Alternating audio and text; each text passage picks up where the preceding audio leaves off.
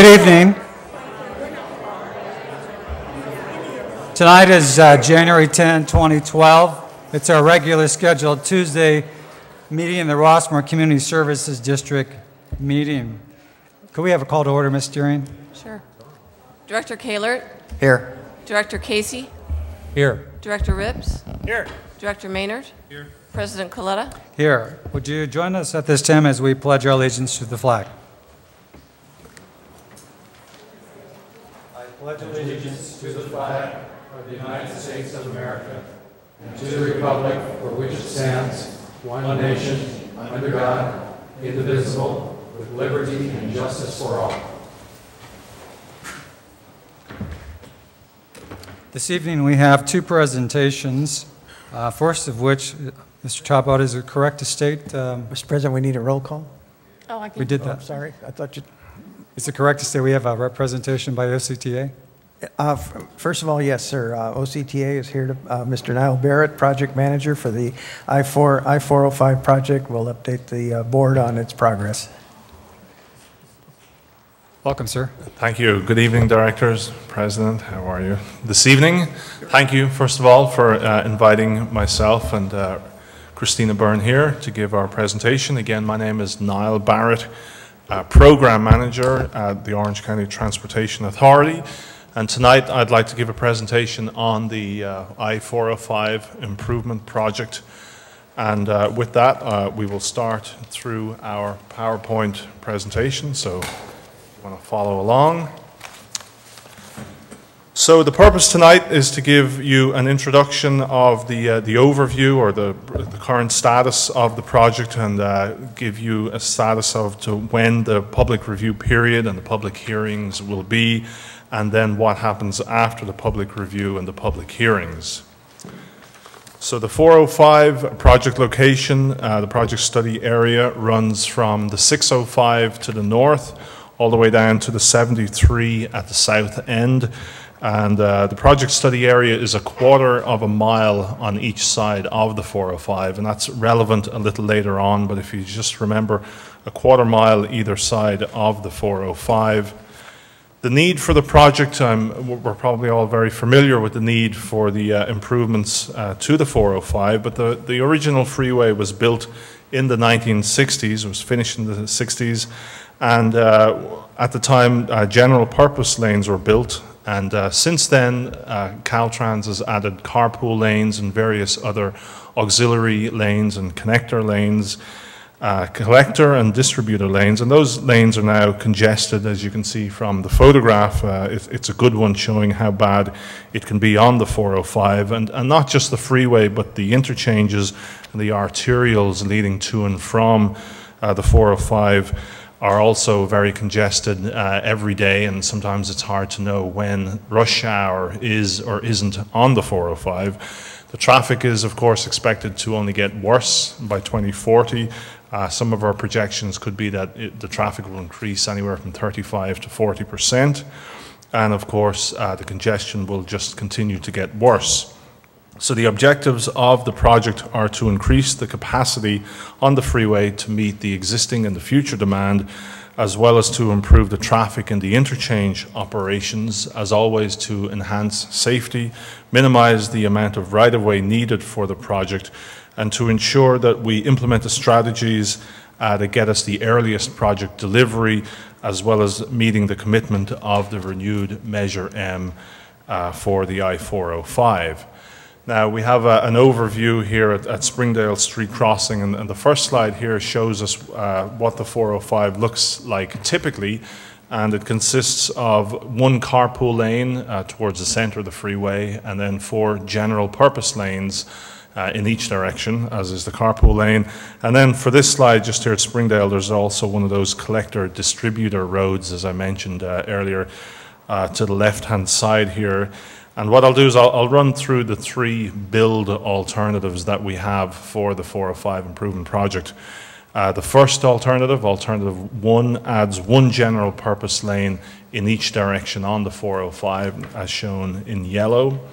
Alternative 2 adds 2 general purpose lanes in each direction, and Alternative 3 adds 1 general purpose lane in each direction, as well as 1 HOT, hot lane, which is a tolled lane in each direction, which coupled with the existing carpool lane would be operated as an express facility. And we say like the 91, so anyone who's taken the 91 East will have probably seen and might even have used. If you have a transponder, you can get into the express lanes, which really guarantee a minimum time or a maximum speed along the corridor for the 91. It's been very successful. It's something that you can use. You don't have to use it, but a lot of people choose to use it. For example, if you're running late on that one day, you can use our express facility. So also as part of the environmental phase, we need to look at the cost and the alternatives, 1, 2, and 3. The cost are $1.3, 1.4, and $1.7 billion. And this assumes a design, build, delivery method as opposed to a design, bid, build.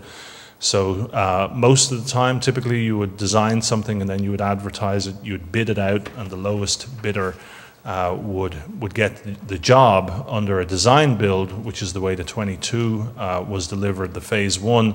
You have the contractor finish the design, or really take the design from a 35% to a completion of design at the same time as they're building it. So it speeds up the delivery of the project by years, which is one of the things that we're certainly aware needs to happen on the 405. So then the next slide shows us the status, the schedule for the project, and currently we are in Caltrans review mode, where we've submitted our draft environmental documentation to Caltrans, and they're reviewing it.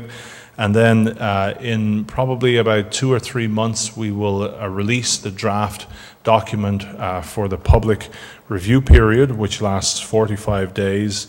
And then, well, I'll get into that later. But as part of that, we will have 3 meetings where I will present the project, and people will have an opportunity to come and hear a more detailed description of the environmental document, as well as provide comments.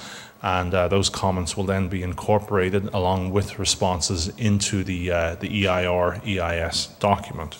But I'm kind of getting ahead of myself a little bit. The status of the screen check document, as I say, it was submitted to Caltrans for review, and among other things, it incorporates a lot of information from a lot of technical studies that we've done.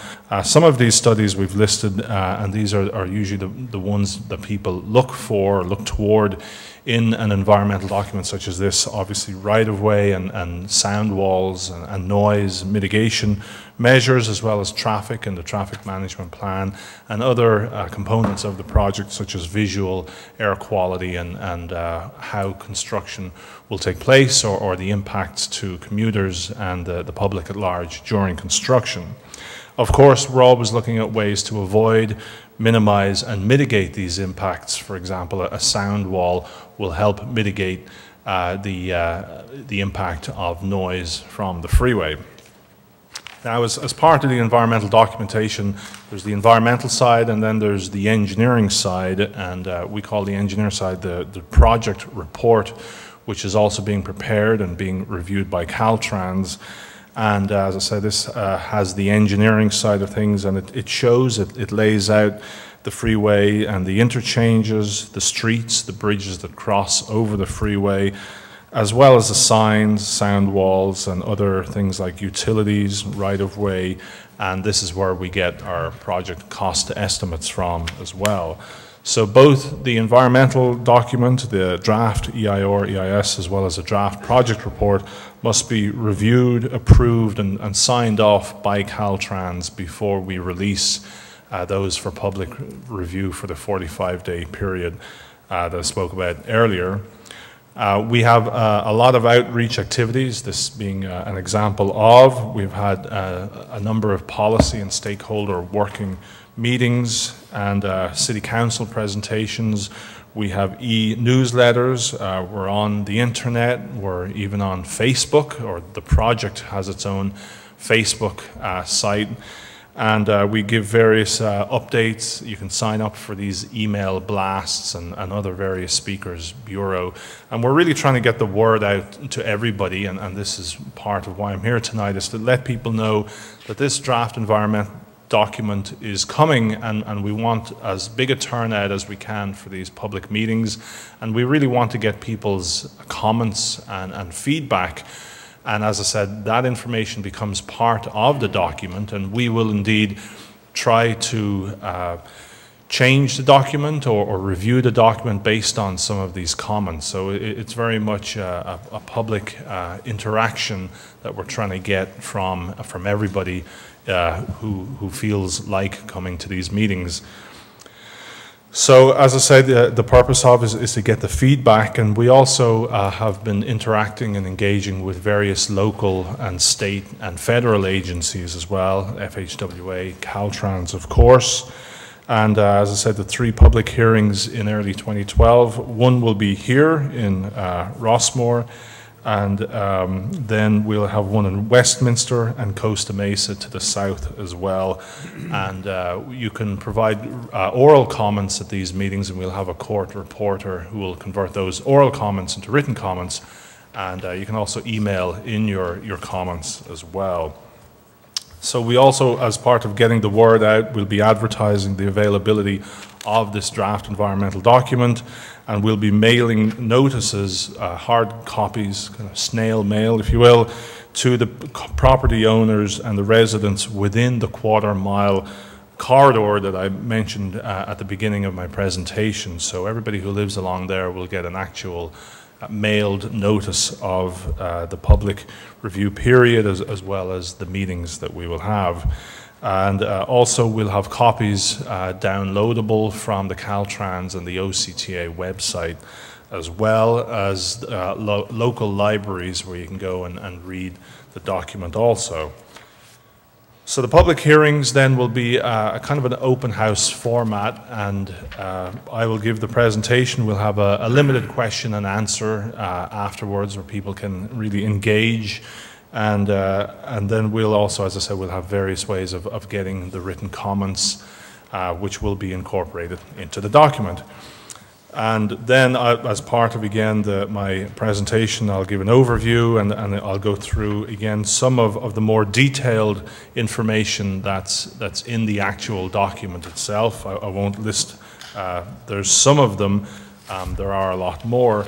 Also, as part of the public hearing, we will have a number of computer stations set up which will show potential right-of-way impacts along the corridor, and people can actually, through a kind of a Google Earth format, locate where they live and if there are any potential right-of-way impacts. Now, at this time, I'll say that there are no full acquisitions required, residential acquisitions, for this project. We're still in the draft mode, but we've been working very hard to minimize, and in fact we have eliminated any full takes for residential properties for the entire length of the corridor. So that's great news. We will, and we may have some partial acquisitions needed, for example, at the backs of people's yards, and we may also need some temporary construction easements where, if we're building a sound wall or a sign structure, we may need to get into somebody's backyard in order to do that temporarily, and then our contractors will get back out again. But overall, no full takes, no full acquisitions. So back to the schedule then, we have our 45-day period, and then we take the information that we've gotten and the responses to the OCTA board, and at that time our board will select our locally preferred alternative, be it 1, 2 or 3, and then and only then can we proceed to preparing the final environmental document. Also, Caltrans will also have to help us select the alternative as well. So it's not just OCTA on our own, it's also the California Department of Transportation selecting the locally preferred alternative as well. After the public review and the hearings, as I said, we will respond to the comments, and we may have changes to the project based on those comments. The board and Caltrans and also the Army Corps of Engineers, who we have been working with, will also weigh in as to any comments that they will have. Also, we need to come up with a financial plan to ensure that we have a financially sustainable plan in order to deliver the project. Now, under M2, we have $600 million earmarked for this project, and as you saw earlier, the costs are way above that. They're over $1 billion, and the question is, where do we get, how do we fill the shortfall? And I'm sure everyone faces this project on a day-to-day basis, and that's partially one of the reasons why we have an express facility, is because that would generate revenue which we could bond against in order to help us deliver the project. But the other side of the express lanes is really about congestion management. The express facility that we're proposing is not a toll road in that anybody who wants to use the 405 must pay a toll. It's an option that you can use, and it's been described as tolling for the 21st century, because what it does is we can manage the amount of traffic in those express lanes based on the volume of traffic who wants to use it versus the price that we charge for people to use it. And this is really one of the things that's happening all over the state. As a state and as the federal government funding dwindles, it's one of the things that we're all looking at as to how do we bridge the gap as far as our funding needs go in order to deliver these projects. And then just to go to the second last slide, we will have our notice of determination and a record of decision well, it says here, in mid-2013, which is still on schedule. And with that, again, thank you very much. I'm open for any questions that anybody has. Mr. President, members of the board, let me just ask Niall to make one clarification from this project. Niall, would you please indicate how this project integrates with the current West Connector project? Sure. Because I think most people are aware of that project and not so much aware of this project. And, you know, thanks, Henry, for that. I really should have made that clear way back at the very start. I've been here before for the last few years now. I used to manage the West County Connectors project, and the West County Connectors project is the one that you see under construction now. This is not the West County Connectors project. This is the next project, again, between the I-605 and the SR-73. The good news is everything that we're doing as part of the West County Connectors is being done with the 405 improvement project in mind. So when we rebuild 7th Street, it's being built long enough. I say the 7th Street off-ramp, it's being built long enough to accommodate any future widening for this project. The same goes for Seal Beach Boulevard. When that gets into construction, when we lengthen the bridge to widen the freeway, it will also accommodate for this project. Some right-of-way that we've acquired from the Navy will also be enough to handle the need for this project as well. So we've been fortunate insofar as we knew that this one was coming and we were able to design and construct for it. And it also helps us plan as well for what will the traffic management plan look like, how bad will traffic be during construction.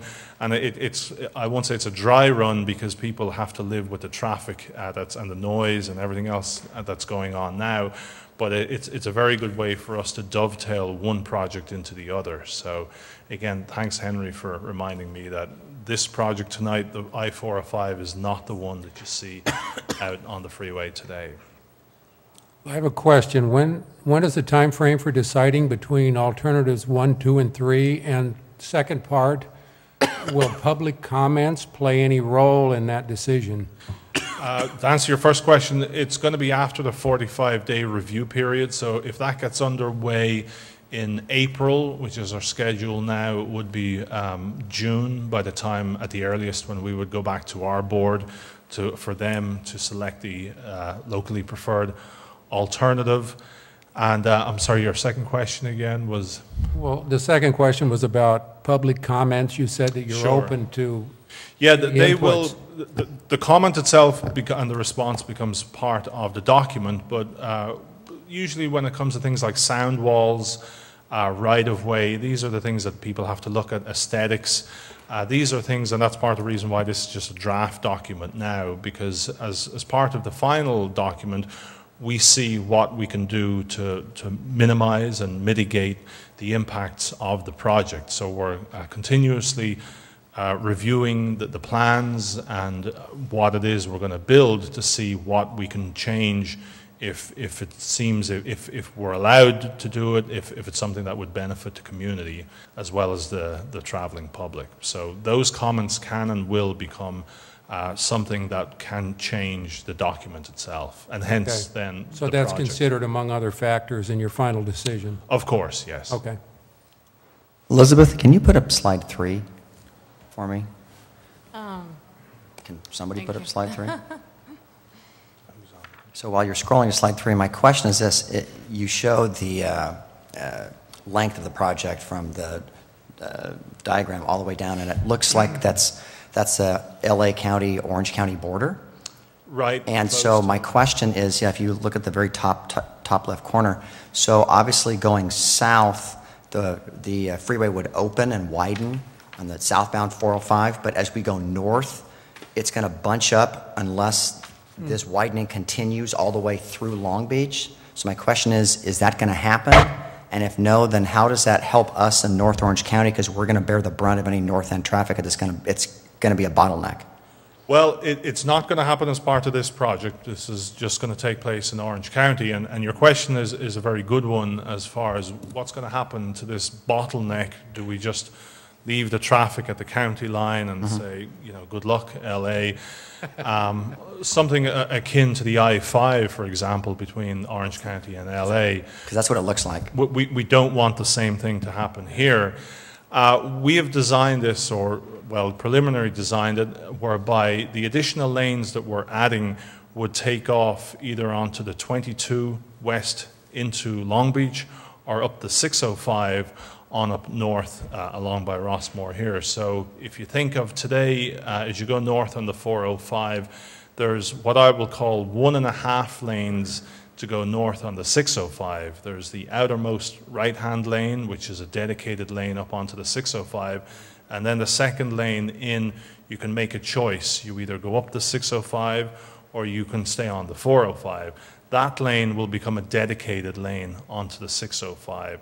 So as far as the geometrics of it are concerned, the lanes won't just end. They will either continue west on the 22 or on up the 605. Now, of course, the bigger question is, well, the lanes may not end, but the traffic might still want to go on up the 405, and where would it back up? Of course, as part of the West County Connectors project, we're building a HOV connector between the 405 and the 605, so that will greatly enhance the movement on up the 605. And I know that LA Metro, and I'm part of the group that meets regularly to see what are we going to do on the 605, and I know LA Metro are going to take to their board this spring a proposal to study north on the 405 up as far as LAX, either continuing the express lanes or how it works that they would continue whatever it is we build. So one of the options could be to continue those express lanes through Long Beach, or they could continue them on up the 605 and heading towards Los Angeles in that direction. Again, that's LA County, but as the geometrics, we'll continue them, as I say, up the 22 and the 605, and then I know LA are working towards what will they do to extend, if it is an express facility, on up the 605 as well. So I've just got, so in a use case example, I'm driving north on the 405, and if I look at option C, or number 3, where there's I think you call it a hot lane, that's in the middle, and I'm driving north on the 405, where does that hot lane go? Right. I have to exit to go up the 605 or exit to get out, to get on the 405 north? No, there will be 2 lanes in each direction, and when we construct the West County connectors, one of those lanes will be a direct connector onto the 605. So we'll take it from the center of the 405 with a very long bridge that connects on up to the 605. Got that, yeah. And then the other lane stays on the 405. It converts back into a general purpose or a carpool lane. So you won't have to get out of a lane to continue up the 605 or up the 405. You just stay in either one or other of the lanes that you're in. Of course, if you want to get out, you can, and we'll have places, access, ingress and egress locations for the express facility along the corridor.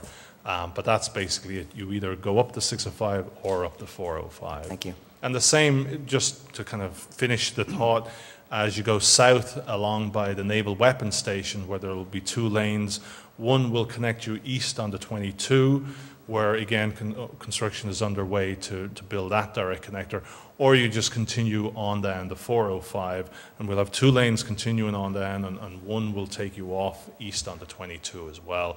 So both of these projects do complement each other very well, and that the work that's happening now will not have to be redone, and it will be encompassed into the future 405 project. Okay, thank you. Thank you. The carpool lane on the 22 freeway seems, at least in my opinion, seems very successful in terms of having people be able to enter and exit whenever they want. It sounds to me, from what you were just saying, that that's not going to be looked at for the 405 project. Correct. Can you explain why that's not happening? Well, of course, if you're tolling a facility and you would need to have some barrier or buffer between the express facility and the general purpose lanes, as I just mentioned, we will have points where you can get in and out. It's something that we've looked at, and we've see how do we provide continuous access and yet toll the facility. And frankly, technology hasn't caught up with us yet, whereby you would need some way of a tolling collection method every 100 yards or so to make sure that people aren't just kind of getting in and getting out. The toll part of it is only one option, right? Correct? The toll part in the center of it is one of the three options. Right, exactly. So if it ends up not having then it would be continuous access. Correct, yeah. Right. And the tolling aspect, is that to help pay for the project, or is that a way to generate revenue? Well, both, and that's one side of it. It's a way to pay for the project, and it's worth pointing out that the tolls, for example, on the 91, any revenue generated on the 91 goes back into the 91 corridor. The same would happen here. Any revenues generated would stay within the 405. So that's one side of it, revenue to pay for the project, and we can bond against that. So future revenue, you can bond so you can pay for the project today. But also it is a way of congestion management, and we see this, as I say, throughout the country and even in different parts of the world, where people are using tolls or fees as a way to limit or to guarantee a minimum speed along the freeway. So that's another way of ensuring that, we've looked at this and we've figured out that to provide enough lanes on the 405 to ensure a level of service of A or B, you would have to widen it to 10 lanes in each direction. That's not going to happen anytime soon, and certainly the right-of-way issues are immense.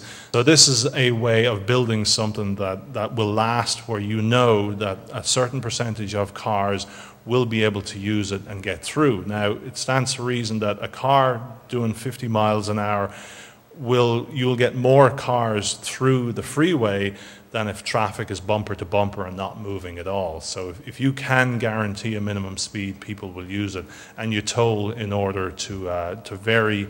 You will vary the toll for different times of the day to ensure that you can guarantee that speed.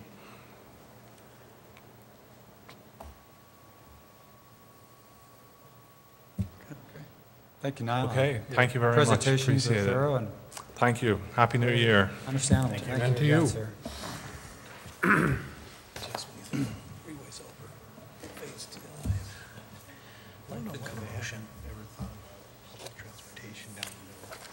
Well, now it's the time and place to give the State of the District commentary, as we do traditionally from year to year, and for 2011, I'm privileged to present that. As in 2010, calendar year 2011 began in a state of economic uncertainty for a lot of people. The state once again was in the midst of yet another budget shortfall. property values were still in decline, and local governments and school districts were initiating budget cuts and layoffs.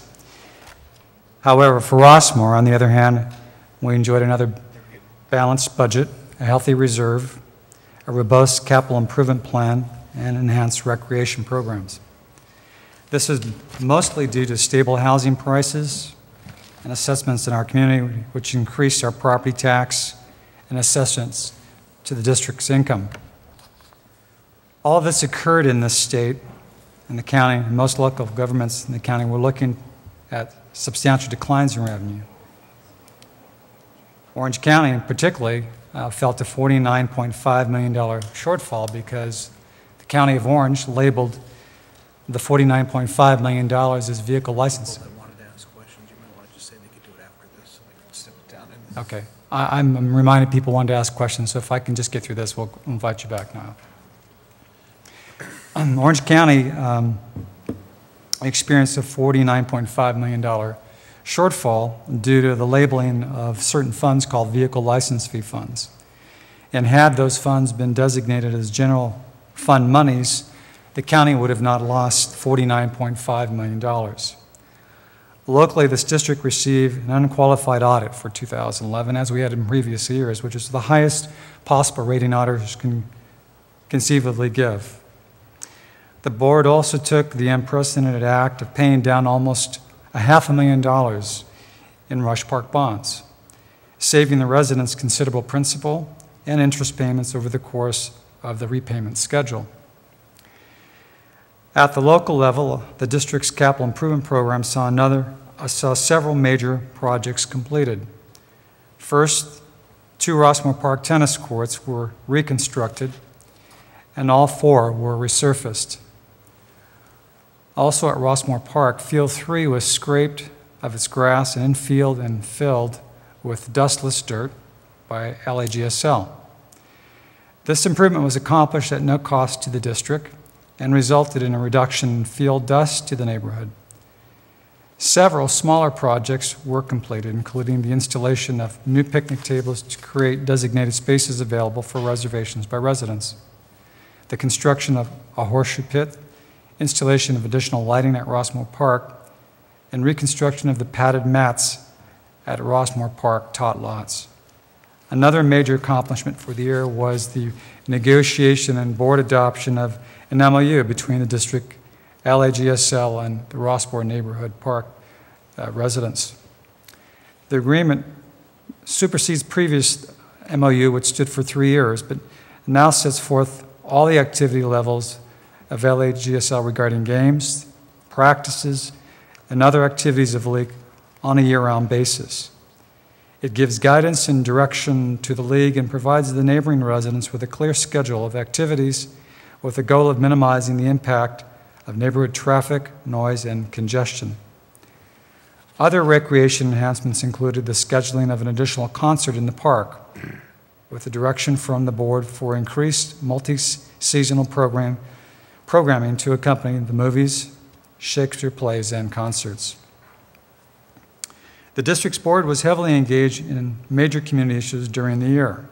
The first was the matter proposed by the annexation of the northeast corner by Rossmore Village Square, also known as Rossmore Shopping Center, and the other portion was the entirety of Rossmore, which was included in the annual goals for the city of Los Alamitos. The board conducted heavily attended community workshops with representatives from Los Alamitos to inform our residents about what was being contemplated, but more importantly, how and when. Our residents loudly expressed their sentiments against overtures by Los Alamitos to provide services to Rossmore, and we are also adamant against the annexation of any part of Rossmore. The district then hired a reputable pollster to conduct phone poll of the community to determine their sentiments regarding the future governance of Rossmore. The results were overwhelmingly in favor of maintaining the status of Rossmore as independent, unincorporated community. These results were clear evidence to the board that it should initiate several initiatives consistent with the will of the residents. The first major initiative undertaken by the board was an expression by a resolution to pursue additional latent powers for the provision of police protection services, animal care services, and refuse collection services. Almost immediately, there were expressions of opposition by Orange County Supervisor John Morlock in both his capacity as supervisor and chair of the Orange County Local Agency Formation Commission, also known as LAFCO.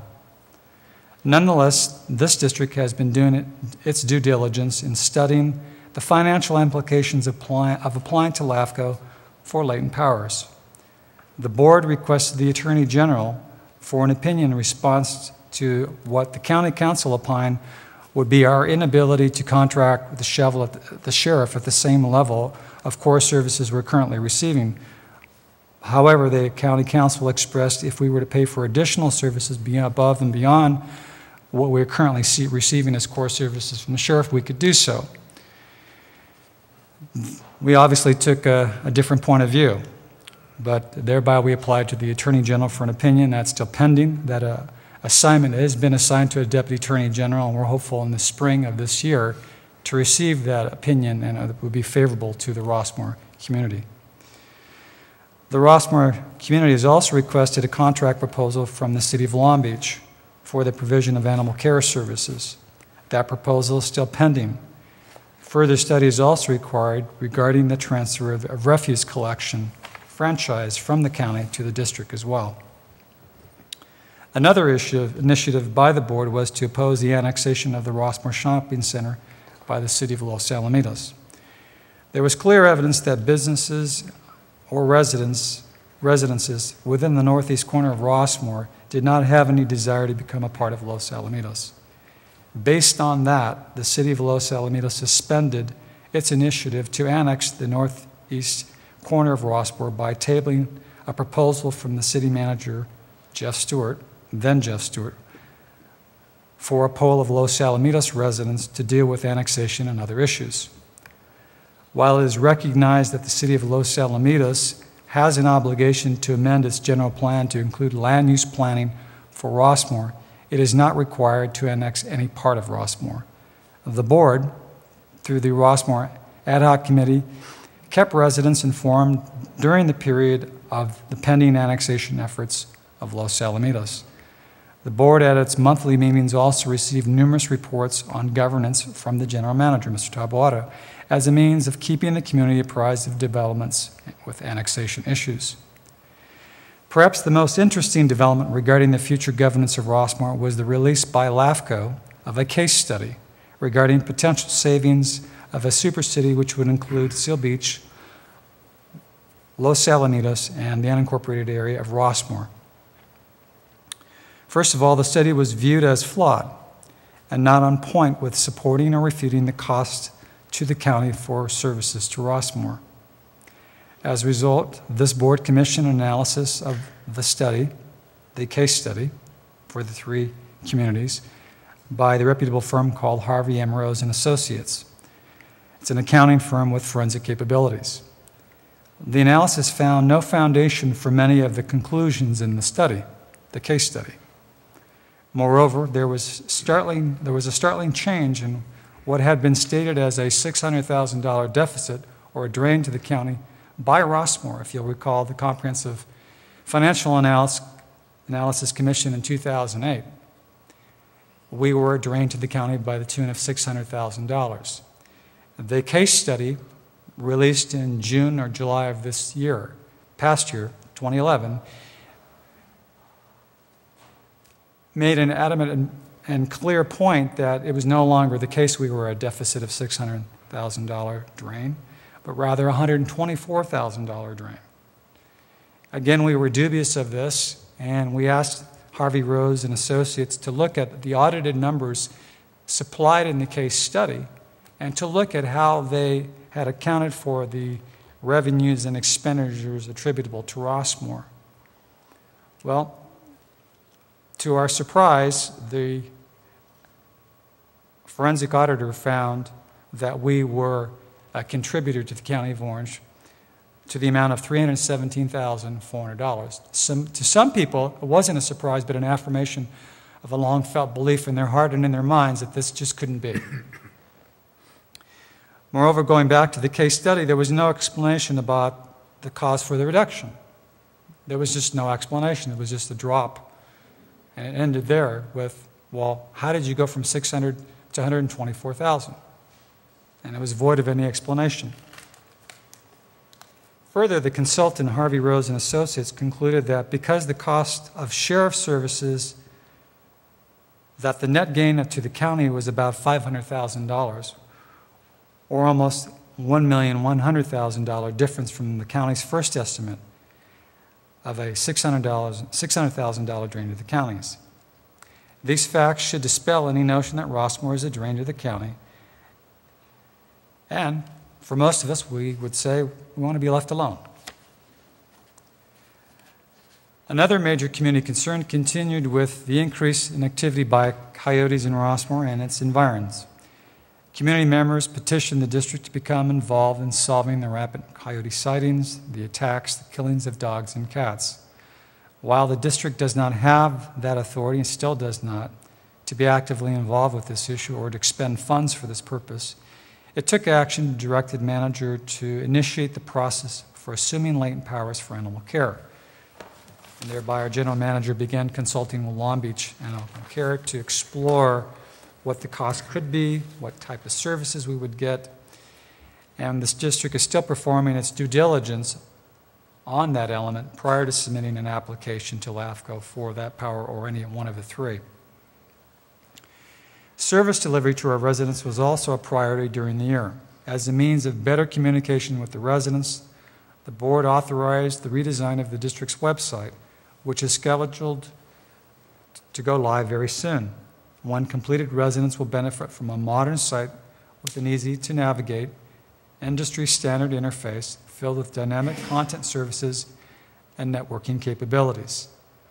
The district has also expanded its resident email database to communicate on all real-time basis and to augment the district's quarterly newsletter.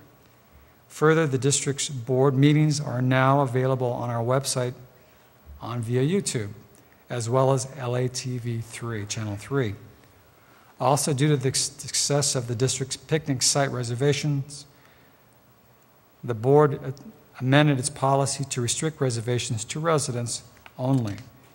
The demand for reservations has been overwhelming, thus the change to accommodate our residents. The year ahead looks promising once more, but not without its challenges. It remains to be seen how the plan by Los Alamitos to annex the Rossmore Shopping Center, also known as the Rossmore Shopping Village, will evolve. The receptivity of LAFCO to give thoughtful consideration to the activation of latent powers is a lingering question. You know, trust is earned, and we'll have to see. Also remaining is the possibility of a contract for municipal services by the county. Further, the state's continuing budget crisis is troubling since it will most likely adversely affect the county finances with perhaps a ripple effect to our community. The future of Rossmore as an independent community will be challenged by the county and LAFCO, particularly if the Rossmore Community Services District is not allowed to assume latent powers for certain municipal services provided at a local level with less reliance on the county. Nonetheless, Rossmore remains an efficient and stable island in the midst of our economic season we find ourselves in. I wish to thank the board and the community for making it a success. This is about you. This is a reflection of your support, your attendance, your speaking during public forum, giving us your points of view, your speaking on agendized matters, giving us feedback, emails, attending the Rossmore Advisory Committee meetings, input from the Homeowners Association, input through the Rossmore Preservation Committee, which has made us, I think, successful, and also to my colleagues on my left and right who also served selflessly on ad hoc committees, donating their time. So I thank everyone for making us a success for 2011, and I know all of my colleagues here on the board wish the community a peaceful and a prosperous 2012. Now, I apologize for interrupting your parade, and I cordially and humbly invite you back so that any questions that weren't asked of you, perhaps they've reflected on during my boring recitation of our accomplishments during 2011. Maybe they've given some second thoughts of questions they were going to ask you, and so I make it back available to you. Sure. I even left my water here, so. Okay, you have a reason to come back. So there's not many people here, but yeah. Make sure they come. Yes, please. Yes. Come on up, ma'am, and give us your first and last name. My name is Nanette Dolan-Wan. I've been a resident here for 27 years. And at the very beginning of this project, it was probably 15 years ago, and there was public outcry about this expansion, the HOV lane, the whole thing, petitions, the superintendent of the schools, the whole school district. I could not find any person who was in favor of this. However, the county, in their wisdom, said that there would not be any probably problem with this because there was no money for it.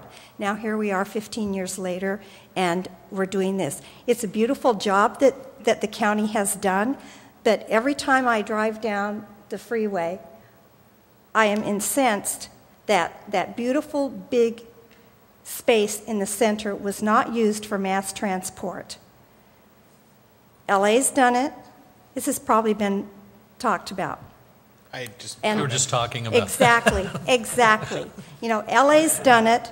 San Francisco, with their little tiny, area. And here we are, Orange County, still the country cousin. Really, the country cousin. And the left hand probably doesn't know what the right hand is doing from where I'm standing because we're right here at the county line. And that was a very good question that was brought up, about the flow from Orange County portion of the improvement into Los Angeles. I don't mean to maul the messenger. I'd like to know how long you have been involved with this project. Is it the 15 years when it was first discussed? No. I mean... I'll answer. No, I've just been with the OCTA for almost 4 years, so not the 15. I think the project you're speaking about is the West County Connectors project that's underway at the moment. And I do know that there was some back and forth between Rossmore and the Department of Transportation, Caltrans, on the project, and I think that led to a change in the original project whereby the direct connector from the 405 to the 605 was originally planned to go over the direct connector from the south 405 to the north 605. And the design was changed to accommodate basically having the new direct connector go under the existing one, so we kind of shifted the whole connector south along the 405. So that was one of the things that came out of the environmental phase for the West County Connectors project, and that would be, I think that's about 10 years ago or so. So to answer your question on why are we still the country cousin as far as mass transit, when in LA, and you're right, San Francisco, part of the reason, and you actually nailed it when you said San Francisco is so small, and of course it kind of lends itself, as we all know, it's a peninsula, and so it kind of lends itself to mass transit. When everything is spread out, it's a little bit more difficult, although the 405, and I'll agree with you, it's a likely candidate for future expansion of a transit system. Unfortunately, we could conceivably build a mass transit system on the 405. Of course, the question is where would it take you to? You wouldn't just want to leave it at the LA County line. And that's something that Los Angeles County has no plan whatsoever to build any kind of mass transit system on the 405 south down to us. So it's not the kind of thing that we can just build in isolation. Of course, most people in the morning who are going north to LA are probably headed to downtown Los Angeles or the airport. And of course, you can't just build something and then have it stop just here. So this is, if you think about it as the first step of a mass transit system whereby you're building something that is mass transit in nature, whereby even the carpool lanes have an element of mass transit where you're encouraging people to carpool, to van pool, and to get out of a single occupant car and to get into, be it a bus or a van pool. This is the next stage of that, where you're bringing people around to the idea of basically paying to use the facility that we're building. So it's another step in the direction of what happens next. Do you dedicate some kind of bus rapid transit system along the 405? What does that lead to? And we see up in Los Angeles, along Wilshire Boulevard, LA Metro had this bus rapid transit system. Right, and yeah, or there's the Orange Line in LA, which was built after the Red Line and the Green Line and the Blue Line, but it's all a kind of a way of bringing mass transit. For example, the Orange Line takes you into the valley, and whereas it's a bus system, not a rail system, it's still an answer to mass transit because, again, the distances are just so long. So you might be able to build an expo line to Santa Monica, which is 15 miles, but of course the entire length of Orange County from the county line to San Diego is a lot further. So it isn't a rail system, and it would be very difficult to build one in isolation, and we're not there yet because Los Angeles is not there yet. One thing I'll say about LA is that they've spent a lot of money on their mass transit, on their subway specifically, whereas we tend to invest more in the freeway side of things.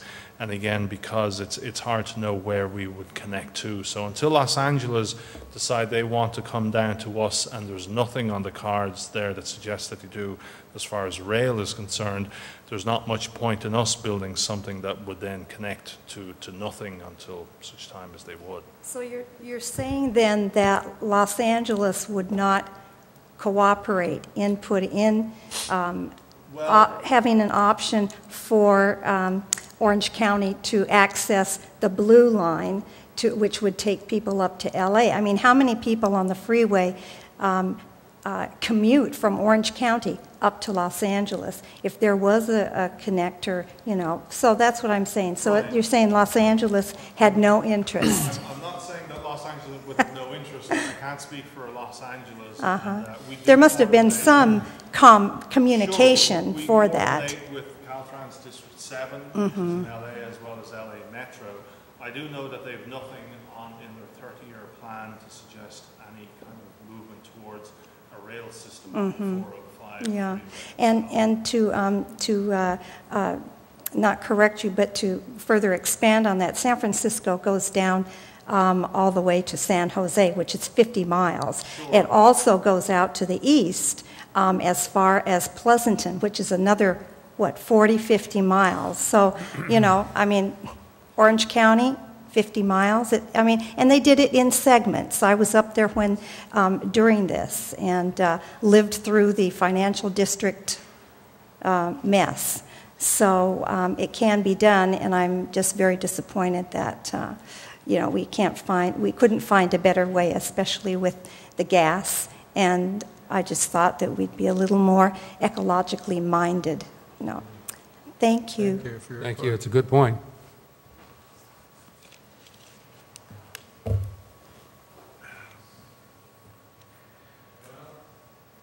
other people left.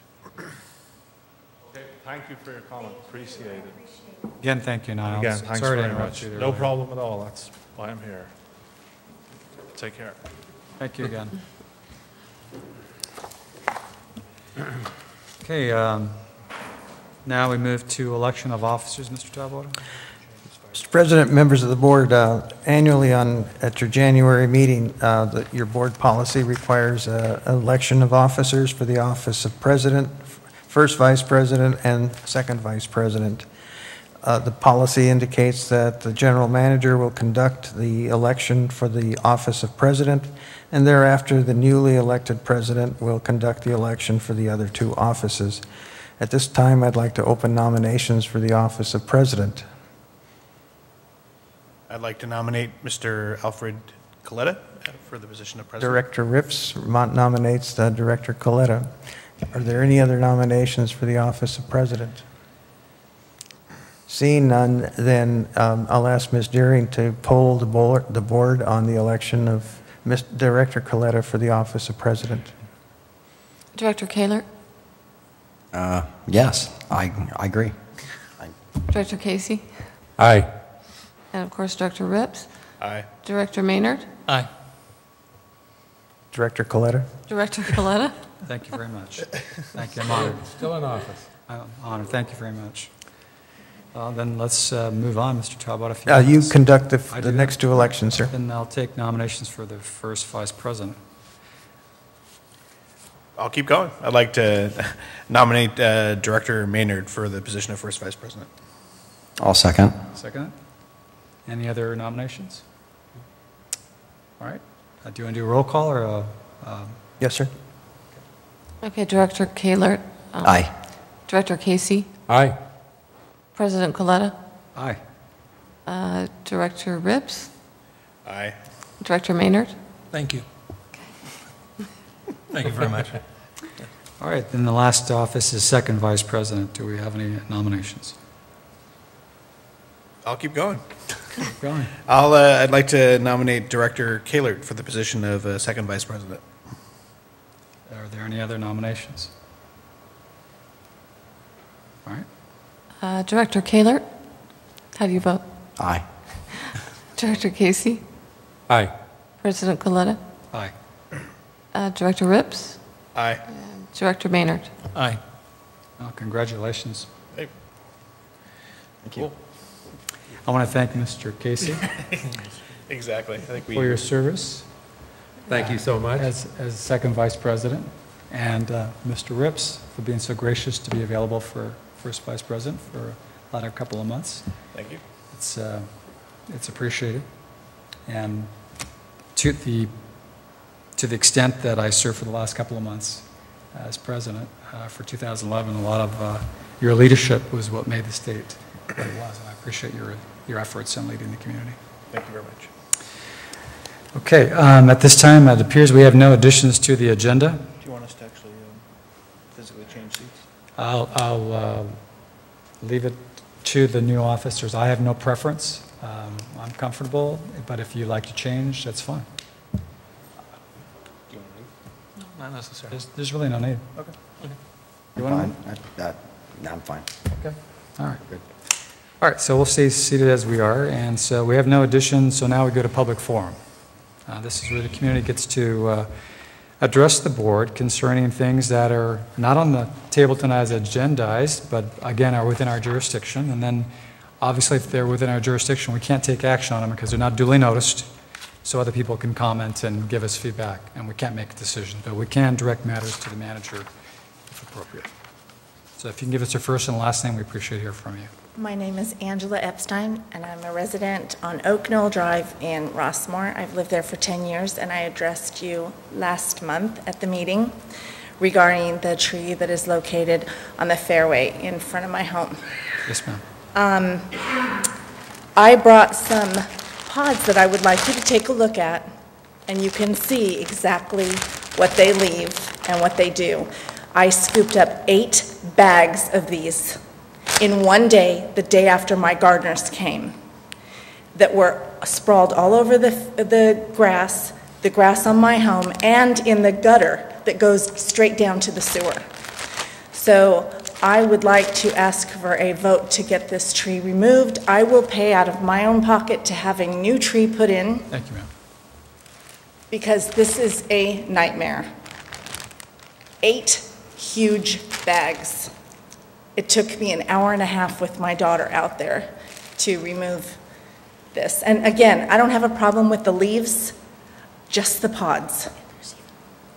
Pardon me? There's even more. So I would ask that you remove the tree. My address is 3262 Oak Knoll Drive. It's noted, ma'am. Mr. President, members of the board, by board policy, the general manager does not have the authority to remove a tree that is healthy and that is not otherwise compromised and should be removed. Pods and leaves and other droppings are not considered by board policy as reasons for removing a healthy tree. In order for the resident to obtain a vote of the board regarding her particular issue, she must first send the general manager, myself, a letter indicating that she wants the matter placed on the agenda, and then the board can take action on this specific issue at your next regularly scheduled board meeting. I would caution, however, that the current inventory of trees of this species for the district is over 300. And so the board is going to be taxed to determine whether this is an individual case basis that you can act on, or if it's something that will stay within the framework of your policy. So I just All right, well, you did already. I just offer that as information to the board. May I continue? I did speak with Mr. Tabota on an occasion a couple months back, and he did indicate to me that they are no longer planting these trees because they are a problem. I may be the only resident that comes to you because I like to keep the front of my home and the fairway where people walk their dogs. I like to keep that clean and safe for the neighbors. I don't want it covered with these pods. I don't want the pods in the sewer going down to the ocean. I want to keep it clean, and I take pride in home ownership here in Rossmore. And there's an exception, I believe, to policies, procedures, and I implore you, I will send a letter to Mr. Tabota requesting I be put on the agenda. But I'm here to tell you that I will be at every board meeting until I get satisfaction that this is going to be addressed and taken care of, because it is a nightmare for me. Thank you for thank you. expressing your concerns. Understood.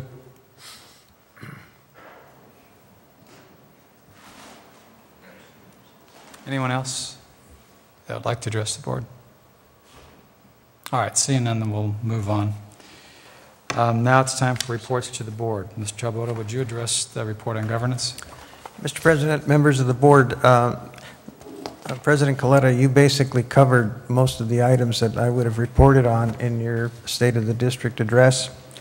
I will only add that, that after receiving the report from the Harvey Rose Company regarding their findings with regard to the case study, that you directed me to write a third letter, if you will, to Supervisor Morlock, requesting financial data that would validate his assumptions regarding the future governance of Rossmore. One other element is the fact that the City of Los Alamitos City Council backed away from a poll of their own residents to determine whether or not they had an interest in the annexation of the shopping village at the corner of Coletta and Los Alamitos Boulevard, and other issues related to land use. And the City Council basically tabled that motion, indicating that they did not want to take any action with regard to Rossmore until and after it had concluded its own due diligence with regard to latent powers or other matters pending before the Local Agency Formation Commission, or LAFCO. As I've indicated, the board authorized me to send a letter to Supervisor Morlock in the month of October, November, and December. I was just concerned about the latter date. What was the exact date? The last letter went out on December 16th of 2011. We received a letter dated December 22nd, 2011 from Supervisor Morlock, and I will just summarize 2 or 3 parts of this. It's a one-page letter. But basically, Supervisor Morlock said, "I have not promised, nor do I intend to supply any additional financial data to the Rossmore Community Services District." That brings into question how LAFCO or any other agency would ever validate any request by this community for anything that dealt with financial matters if in fact there is no financial data to validate those requests. Second statement in the letter near the end says, "The best way for Rossmore to assure itself that it has control over these dynamics would be for the community to incorporate or merge with surrounding communities." And finally, he says, "I trust that this correspondence puts this matter to rest." So basically, he's saying, no way will you receive additional financial data. And I think that the board needs to consider what its future actions are with regard to what's on the table in light of this particular letter from the supervisor. That's my report, Mr. President, members of the board. Well, I don't know if anyone has any comments. When Supervisor Morlock says it is still my office's position that the corner is part of the county island and as such maintains the prerogative to dispose of that parcel as it sees fit, is he stating that from the office of a supervisor or from the office of the LAFCO chairmanship? Well, actually, he's no longer the chair. The new chair is Mr. Charlie Wilson, who is a special district representative and who has indicated to President Coletta and myself that they want to engage in a more positive dialogue between the two organizations.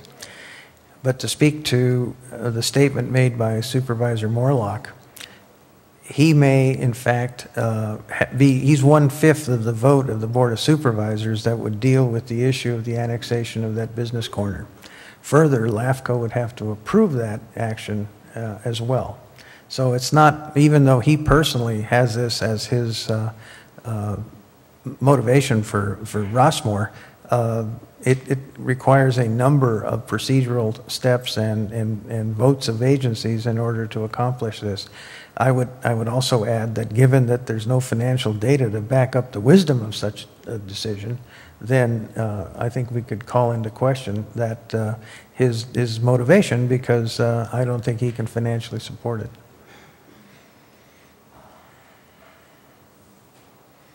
Any other comments? No. Yes, sir, please. Give us your first and last name.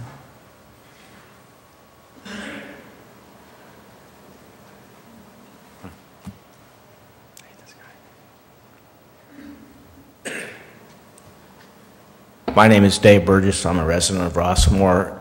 Is that letter that he wrote to you a matter of public record? It's on the agenda and it is a public record.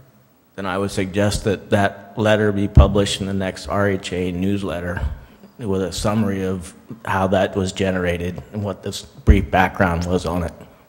Good point.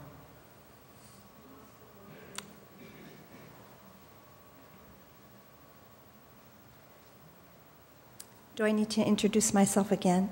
Please. Nanette Dalanwan, 27-year resident of Rossmore. This is, to me, in a very simplistic way, tantamount to representation, taxation without representation.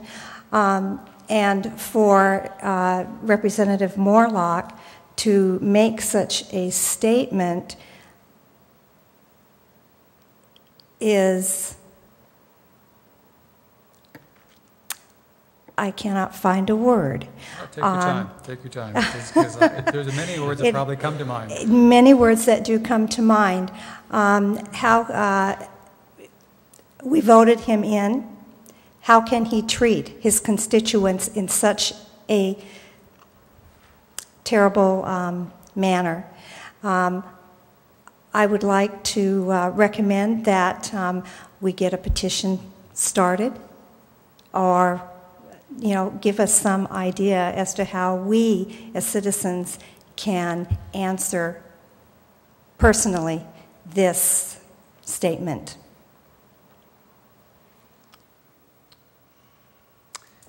Well, a petition protesting what part of that letter?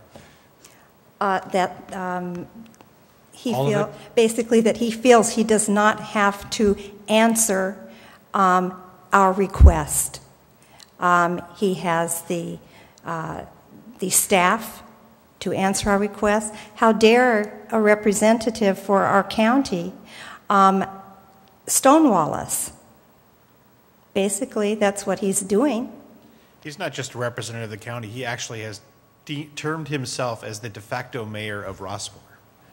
Those are his words. Oh, yeah. Oh, is that right? Well, I think we as citizens of Rossmore need to turn him on that statement. And I would encourage that all the residents of Rossmore take pen to paper and advise him that he is not. Thank you. Thank you, ma'am. Thank you. Mr. Taboada, I don't, sir, come on up. I just want to make a comment. Mr. Taboada, in that letter, is there any reference to I have no idea. the hypothetical that if the only shopping island we have were hypothetically transferred to, say, Los Alamitos, that the supervisor opines there would be no fiscal impact to the RCSD? He doesn't, he basically says that it has no fiscal impact to this community. In terms of the sales tax revenue that's generated by that shopping center, that all goes to the county. However, it goes into the county revenue pool from which other services are paid for that are provided to Rossmore, including police services. Right. So there is an impact if that sales tax revenue transfers from the county to another city. So we lose that part of it. With regard to property tax, it also reduces the amount of property tax collected from Rossmore, which is directly then comes back to us for providing services to our own residents. I think he overlooks the impact of taking that center and how it reduces the options of Rossmore for future governance. Obviously, incorporation is not currently on the table. It's been brought back to this community on several occasions for a relook. And if you remove that center from Rossmore, you actually foreclose on the incorporation option, and you're only left with annexation, which I'm sure this community would not vote for, or some other tactic, such as a contract with the city of Los Alamitos to provide municipal services. So he's actually, by attempting to remove that corner from the Rossmore sphere of influence, it's eliminating one of Rossmore's governance options. So it's a long answer to your question, but without saying it, that's what it implies. Sir, I'm sorry. My name is Charles Feistman. I'm a resident of Rossmore. If these funds are taxpayers' funds and are public expenditures, can't this information be obtained under the Freedom of Information Act? Public Records Act requires for the state equivalent of the federal freedom. Right. The answer is one would think, but I think it depends upon how you frame your demand with specificity, with the knowledge that there is something close to it that they should make available, produce, deliver, photocopy. And if you have appropriate justification and cause, then therefore they would be required to provide that financial information. I don't think the PRA requires a justification of cause. You or I or anyone could request it. I think it's going into it with a hand that speaks of knowledge and what you're fishing for, and thereby you would need the advice of a person who knows, or a firm that knows what they're doing, from my point of view, such that it won't be met with, there's no such document, and there's no such material. With that head no, you'd get a no, but if you state it clear enough, you might.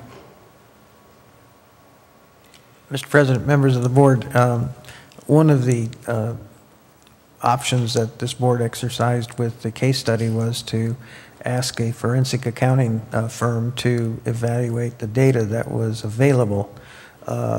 Certainly, if this board was to initiate a Public Records Act request for the data that has not been provided, then you might be able to have a firm such as that evaluate what counties typically have available for the public consumption, for their public records.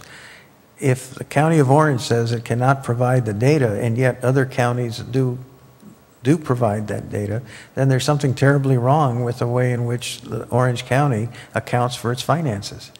So there is that option available to the board. and certainly one that, we could discuss in perhaps with the Rossmore Advisory Committee or in some other forum and look deeper into that option. When you're giving your explanation about government options being limited if the shopping center were annexed, if that did take place, the owners of the property agreed, Board of Supervisors agreed, LAFCO all agreed, all things being equal. It does, in my mind, it doesn't just eliminate incorporation or annexation. It limits all annexation because hypothetically one would, or an incorporation, one would think annexation's a logical follow-through with time. But it limits who might be attracted to marrying you.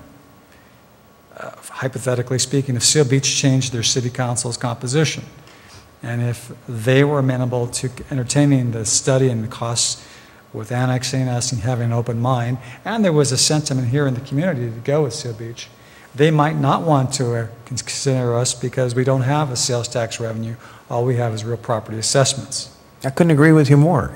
If I were city manager of Los Alamitos or Seal Beach, and there was a move to annex Rossmore by either city, as their city manager, I would caution their respective city councils that when you annex a purely residential area, you're inheriting service, not revenue. You're inheriting cost, not revenue, when you make that move. The only attractiveness to annexing any neighboring unincorporated island is if there is a sales tax producing element that makes it financially feasible to at least pencil out your revenues versus your costs for doing so. I understand that logic, but just taking the contrarian point of view is we now have the Harvey Rose study that says that we contribute. That's correct. So there's now a new data point to someone like Los Alamitos who wants to annex when profitable. That conceivably that we might be a good pickup because we actually produce more than we consume. But that is that new piece of information out there now. But that assumes, of course, that the service levels provided by the county are equal to those that would be provided by the city. Good point. Mr. Taboada, can you, for the members of the public, can you please provide, if you guys know this info, the other 4 voting members of LAFCO besides Supervisor Morlock? Oh, there's 7 voting members. 7? Yes, there are. Okay. There are two representatives from the Board of Supervisors. There are 2 members from the cities. There are 2 members from special districts. And there's, I think, 1 member from a city. So I think that's 7. And there are alternates that regularly attend their board meetings but do not vote unless their principal is absent from that meeting. Okay. And the two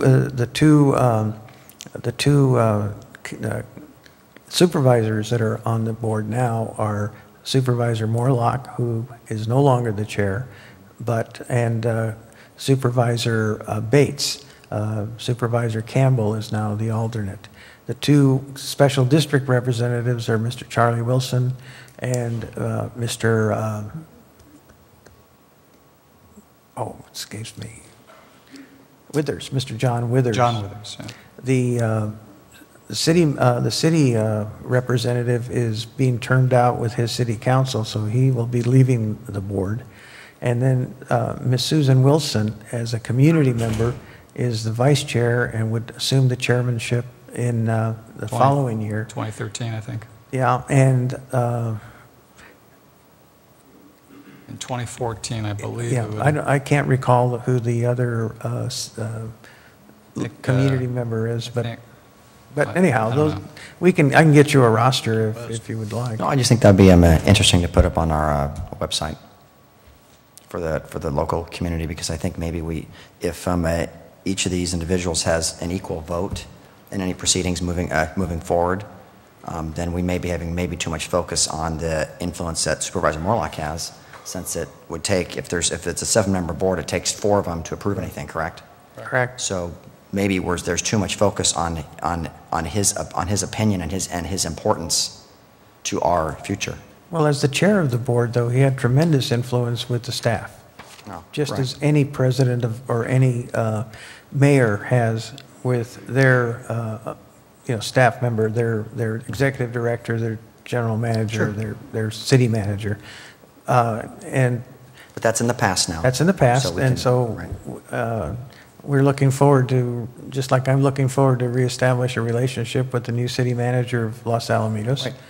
I think we need to continue our reestablish our relationship with the new board chair, who is LAFCO chair, who has always been friendly with our issues, and also with the LAFCO staff, because I think they're going to march to that tune, hopefully.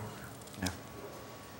Well, I'm still challenged as to how the County of Orange, county so large as it is, can conduct its business without the ability to generate financial data which is accurate and verifiable.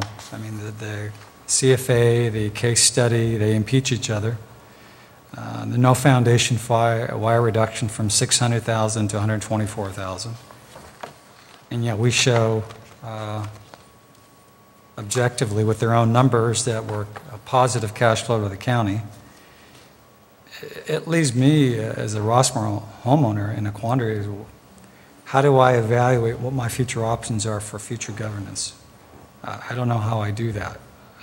If they're not being forthright and transparent, I can't weigh in and say, well, this is good for me, this is bad for me, this might be good for me, this may I don't know, maybe this is good for me. It's challenging, and we know that incorporation was soundly defeated, but you know, when it was defeated, the numbers are bad. They said we owed the county $600,000 besides the proposal of a 6% utility tax. Mm. Then we heard echoes of 7% and 9% from the Orange County 2nd District Supervisor on even 11% at one time. Even 11%. You're right. And you know, that it was defeated for a multitude of reasons, but the financials themselves were defective, and it seems like it was. Wouldn't it be great to run that same election today, saying if we became a city, you were a positive $600,000 back into our pockets? Because with $317,400 was a cautious, conservative, objective position. Fred Brousseau, the partner for Harvey Rose and Associates, was willing to put his name on, but there was room for, based upon the analysis of a cost increase to the sheriff, which, if that weren't folded in, we may have ignored maybe another couple $100,000, maybe $300,000 beyond the $317,000. So I still think that you know, to be forced in a position to consider annexation as our only option, as Mr. Morlock would like us to think, is wrong. He's trying to wedge us into a position by threats that are not verifiable objectively with transparent information. The letter tonight we've reviewed is not with any foundation. There's no footnotes showing there's some document that is a broad-based objective study on the finances to support a position such as he takes. And he's not willing to even entertain other options. I mean, his closing point is, I hope this ends the story. So I'm disappointed. I know in the letter that I asked you to write, I reminded him gently to remember that we did help elect him. And his vision was cast as chairman and or in the blogs or in the newspaper. It was never pitched here at Rossmore, at any of our venues or anyone's home, where we might have, like we see in the primaries, you know, people going to the homes, meeting the candidates, and in the parks and the school auditoriums to ask questions of the candidate. There was none of that. Well, what do you think? I know you guys didn't like incorporation, but none of that was floated in front of them. Let's hear what they have to think. I mean, they live here. They're the ones that are going to vote on it. Well, particularly disheartening was that you commissioned a community poll that very accurately reflected the views of this community, and that was discounted as well. So on all fronts, financial data, community response, the practicality of this, it all just seems to just evaporate. Yeah, certainly the rhetoric of we don't pencil out. I've heard that over and over and over in 2011. It doesn't pencil out. Yeah, he's not a very good CPA. That's the scary thing. That's what he's known for. Well, in fairness, though, LAFCO, for instance, when they've done their studies, has had to rely on the county to give them the base data for their analysis. And if you have garbage in, you're going to have garbage out. And so far, the county seems either unwilling or unable to generate sound financial data. I don't understand how a government that operates as supposedly as efficiently as this county is supposed to operate can make any decision based on its finances, because I couldn't manage an organization that couldn't give me sound financial data. Well, thank you, Mr. Tabata, for that update. So we'll take and receive that and look forward to future meetings with the Rossmore Advisory Committee, and this might come back then, I presume. Very good, sir. All right, now we go to the consent calendar. Any one of the board members can remove one or both items on their own volition by making the motion. Anyone wants to do that? Okay, then we have consent items 1, the minutes, and that was for December 13th, 2011, and November revenue and expenditure report. Anyone move for its approval? So moved. Is there a second? Second. All in favor, please say aye. Aye. Aye. Any opposed? Motion carries. The consent calendar is approved. There's no public hearings. Resolution, Mr. Tabata, you want to address that? Mr. President, members of the board, you have before you a resolution of the Board of Directors of the Rossmore Community Services District designating certain district officials to transact business with financial institutions which house the district's investments, savings, or other financial accounts. You have that resolution before you. You also have the list of officials authorized to transact business with the district's banks and financial institutions. And those names and titles will be entered into Exhibit A based on your election of officers this evening.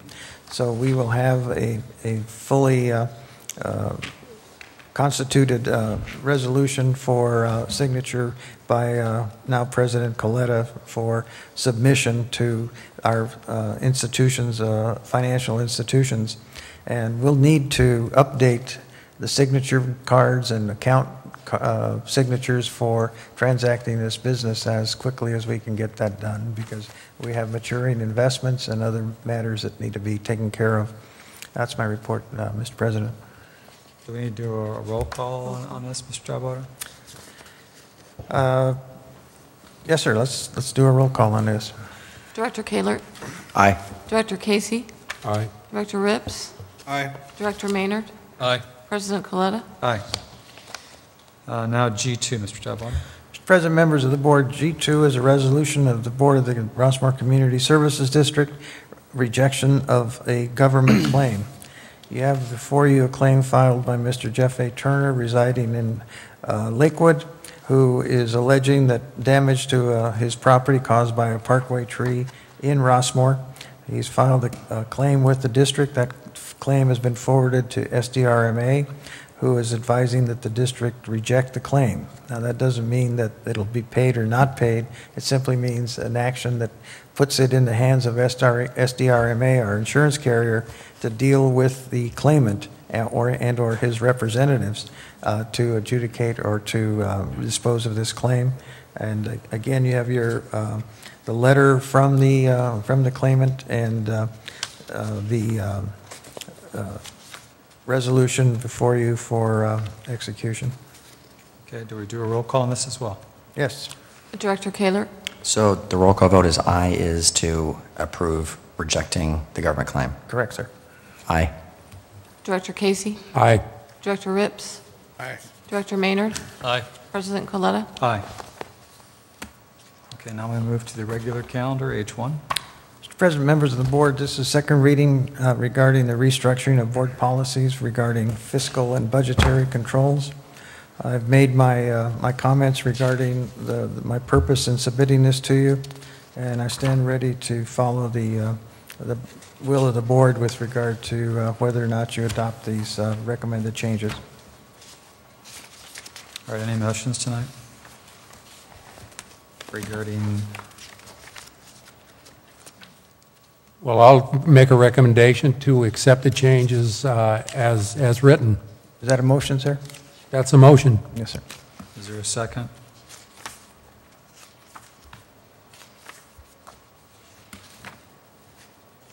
We're not hearing a second.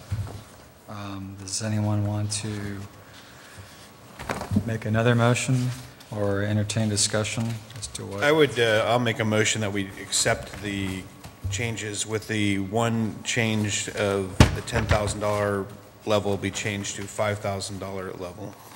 Where are you referring to, or what paragraph? Well, I'm looking, right now I'm looking at 3025-.26. It's on page 74, or 1, whichever number you're looking at. Yeah, the Bates stamped would be page 74 of 99, or also known as page 1 of the red line for 3020. Correct. Is there a second to Mr. Ripp's motion? This is going over well. I guess my question is, how did we arrive at that figure? Why is it not 6,000 or 3,800, or, I mean, why 5 and why 10? Well, let's first address the fact that the motion wasn't seconded by anyone, so Okay, sorry. It's an open for discussion. So why don't we have some discussion, and we'll see if there's a motion that everyone agrees on.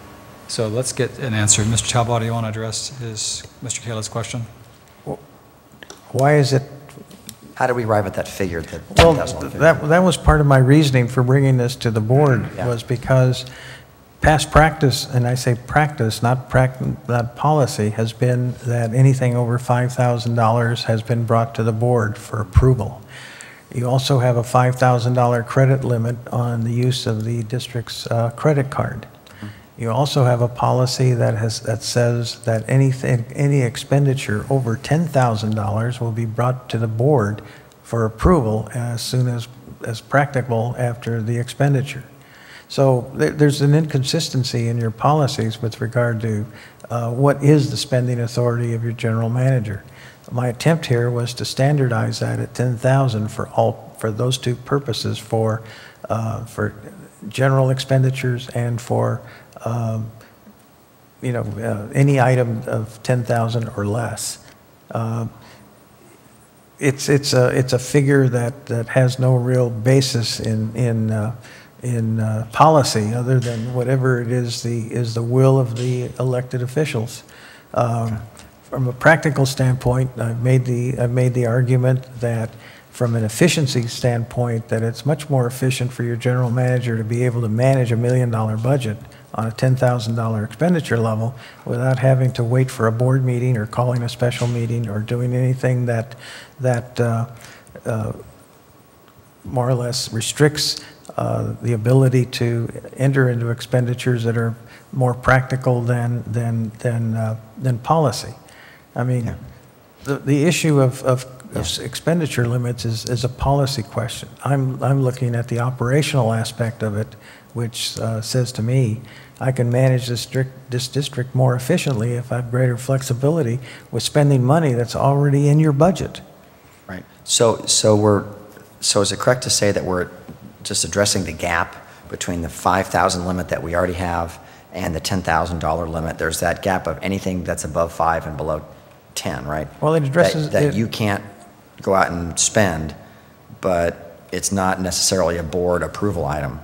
Well, is that kind of where we are? Well, this question arose as a result of the activity of the Capital Improvement Committee, when we talked about what would be included in Fund 40 in the capital program, whether it would be projects of 5,000 or less, or projects of 10,000 or less. And I pointed out to you that within each department of your general fund, Fund 10, that there is a line item which specifically calls out capital projects by department. And so what I recommended was that it not need clutter up Fund 40 with projects of $5,000 or at the $5,000 level, and that those could be very easily be accommodated within departmental budgets. And so that's how all of this evolved, was as a result of the CIP process. Do you want projects of that small amount along with projects of hundreds of thousands of dollars perhaps? Or do you want to handle those at the department level, which you also have control over when you adopt a budget? So that's really what I was trying to accomplish here. Can I ask like a case study question here? When you and your staff had the idea that we needed to update our website, that was, I want to say, a 6,000 to 8,000. 6,000 plus.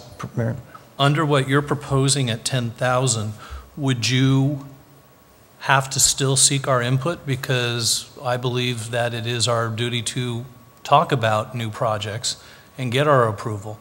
So as an example, using the website, would you have just run with it? Or would you have still brought that to the board? How can we make that as an example here for our learning? But I don't consider that a capital project. See, I consider that an operational expense. So okay, so my coming to you with this particular change dealt specifically with the CIP committee process. With regard to operational issues, such as you point out with a website, first of all, I had board direction to do so. And secondly, I would come to you with a contract which you would approve because you approve contracts. So I wouldn't just write a check for $6,000. Okay. I would come to you with a purchase agreement or whatever instrument indicating that you would approve that expenditure based on your request that we update the website. That would not be a part of your capital improvement program. And that's the distinction that I think I was trying to make with capital projects. okay. Capital projects, for instance, we have included in Fund 40 as of right now an expenditure of over $5,000 for trash cans. And if the board wants to basically approve the expenditure of monies for trash cans, then do you want them as part of your capital program, or do you want them as part of your operational expenses within departments? Do you want it in the Rossmore Park Department, in the Rush Park Department, the Maintenance Department? Where do you want to allocate funds for those kinds of expenses? I just think that putting a $10,000 limit on a capital project just clutters up Fund 40. And why that's important, I think, is because we have no revenue source for Fund 40. We take money from we've taken it from Fund 20, we've taken it from Fund 10, we've taken it from reserves and transferred it into Fund 40 for capital projects. So I think from a policy perspective, I would think that the CIP committee would want to deal with big picture items and not with operational expenses. I actually have I think I have a differing of opinion on what is an operational expense and what is a capital expense. And maybe we need somebody else that comes here to kind of help us do that. Maybe we have to sit with our auditors or something. But for me, replacing a trash can because it's broken, operational. We want to replace all the trash cans at our parks. We're spending $5,000 on trash cans to do a replacement thing. That's a capital thing, capital project. So I think that there's two different concepts there, and I think that we can have a lot of little capital projects that are hidden inside our operational expenses, but that becomes confusing when we're trying to say we have X amount of dollars that we want to spend on capital improvements for our community, yet we're spending 5 here and 5 there and 5 there, and that it's really not the true picture of what we're spending on capital improvements. So for me, I think capital improvement should be in the capital improvement budget in Fund 40. And I also, as I said last time, and it's the way I still feel, I think that $5,000 is a threshold for expenditures that I think works for our community. And I think that we need to revise all of our policies to match that $5,000. And the fact that we have some that, say 10 or whatever, that some are 5, they need to be revised all so that they are congruent with each other to the 5,000. And this, as I said last time, has nothing to do with you, because I think you do an admirable job for our community, but this is how I think our community should run as we move forward. And we're making decisions on what's best, at least for me, we're making a decision on what's best for the community and not necessarily what works with Henry Tabawada, but as we move forward. So there are two things. I think the capital improvement should be in Fund 40. I think the Capital Improvement Committee should be looking at those in totality and bring them back to the board so the board can see what's going on. And if there's a replacement or something that's operational, I understand that, and that needs to happen. But if we're making big changes, and $5,000 to me is a big change. As I said, I've made my case. I appreciate that, and we've had these conversations, so. All right, so what motion are we going to have? We've had Mr. Casey's, we've had Mr. Rips. I'm just gonna bring back my motion that we adopt the policy with the $5,000 as a consistent number throughout, as opposed to that $10,000. I'm not sure where else it shows up in here, but 5,000 is the number that I am proposing with my motion. I will second that motion. Just as a reminder, we're a small community, and small community needs hands-on, so I second your motion, Director Rips. I will say I appreciate your explanation, Mr. Tabawada, and I do like the thought process that appears here. You tried to put it to paper, and it reads better, the red line, than the old form of 3020. But I don't know that I necessarily think we would have to jump to 10,000. I mean, we function this long. I know you think it'd be more efficient, and you may be right. But I think that the majority of this, at least the two members making the motion, I don't know how balanced the board feels. You can go either way. I'll say no, but okay, that's. Yeah, no, I would. If it comes up to a board vote, I'm going to vote no on that recommendation. So.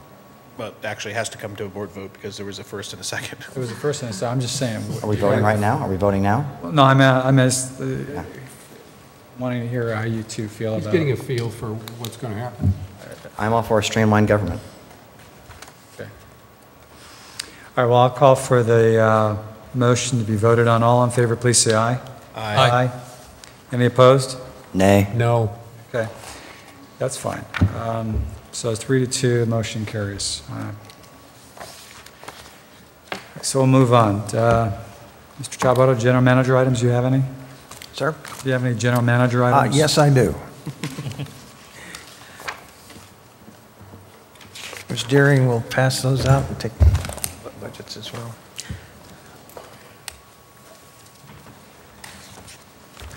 There are several things that I want to bring to your attention.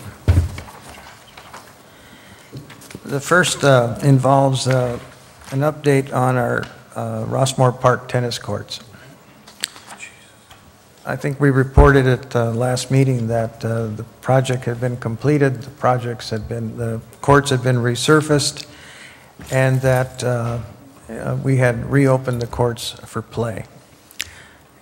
What actually has happened since those courts were reopened for play is that apparently because of the wetter, colder winter that we've experienced, that the surface did not adhere properly to the courts.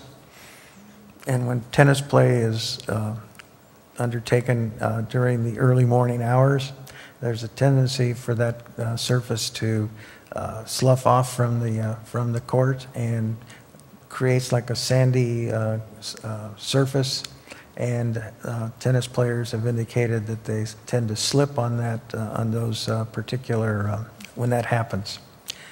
We've contacted the contractor.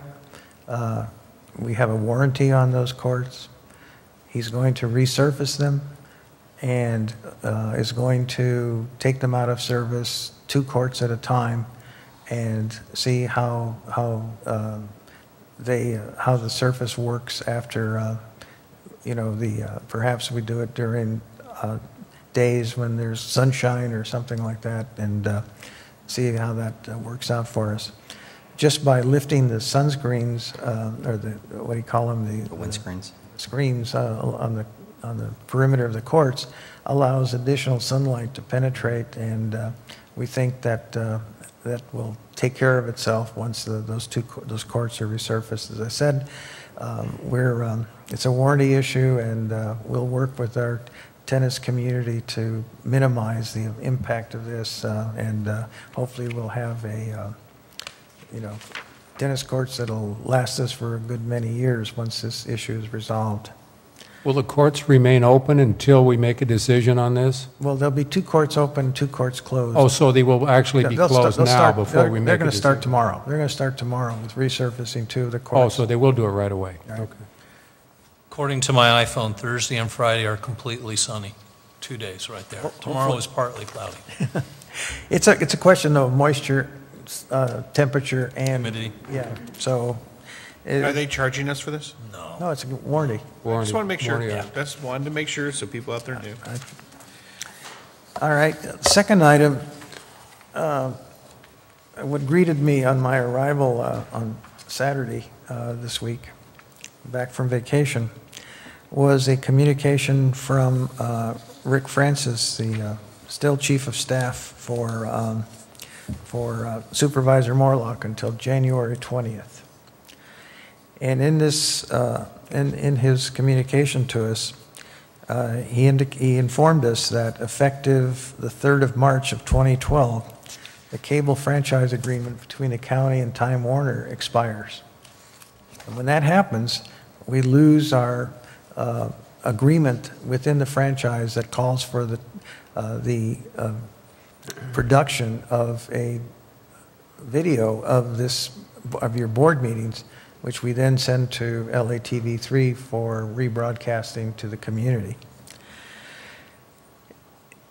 Several options were outlined as to what we could possibly do about this. And from the production side, that is the filming of the meeting, we basically have 3 options.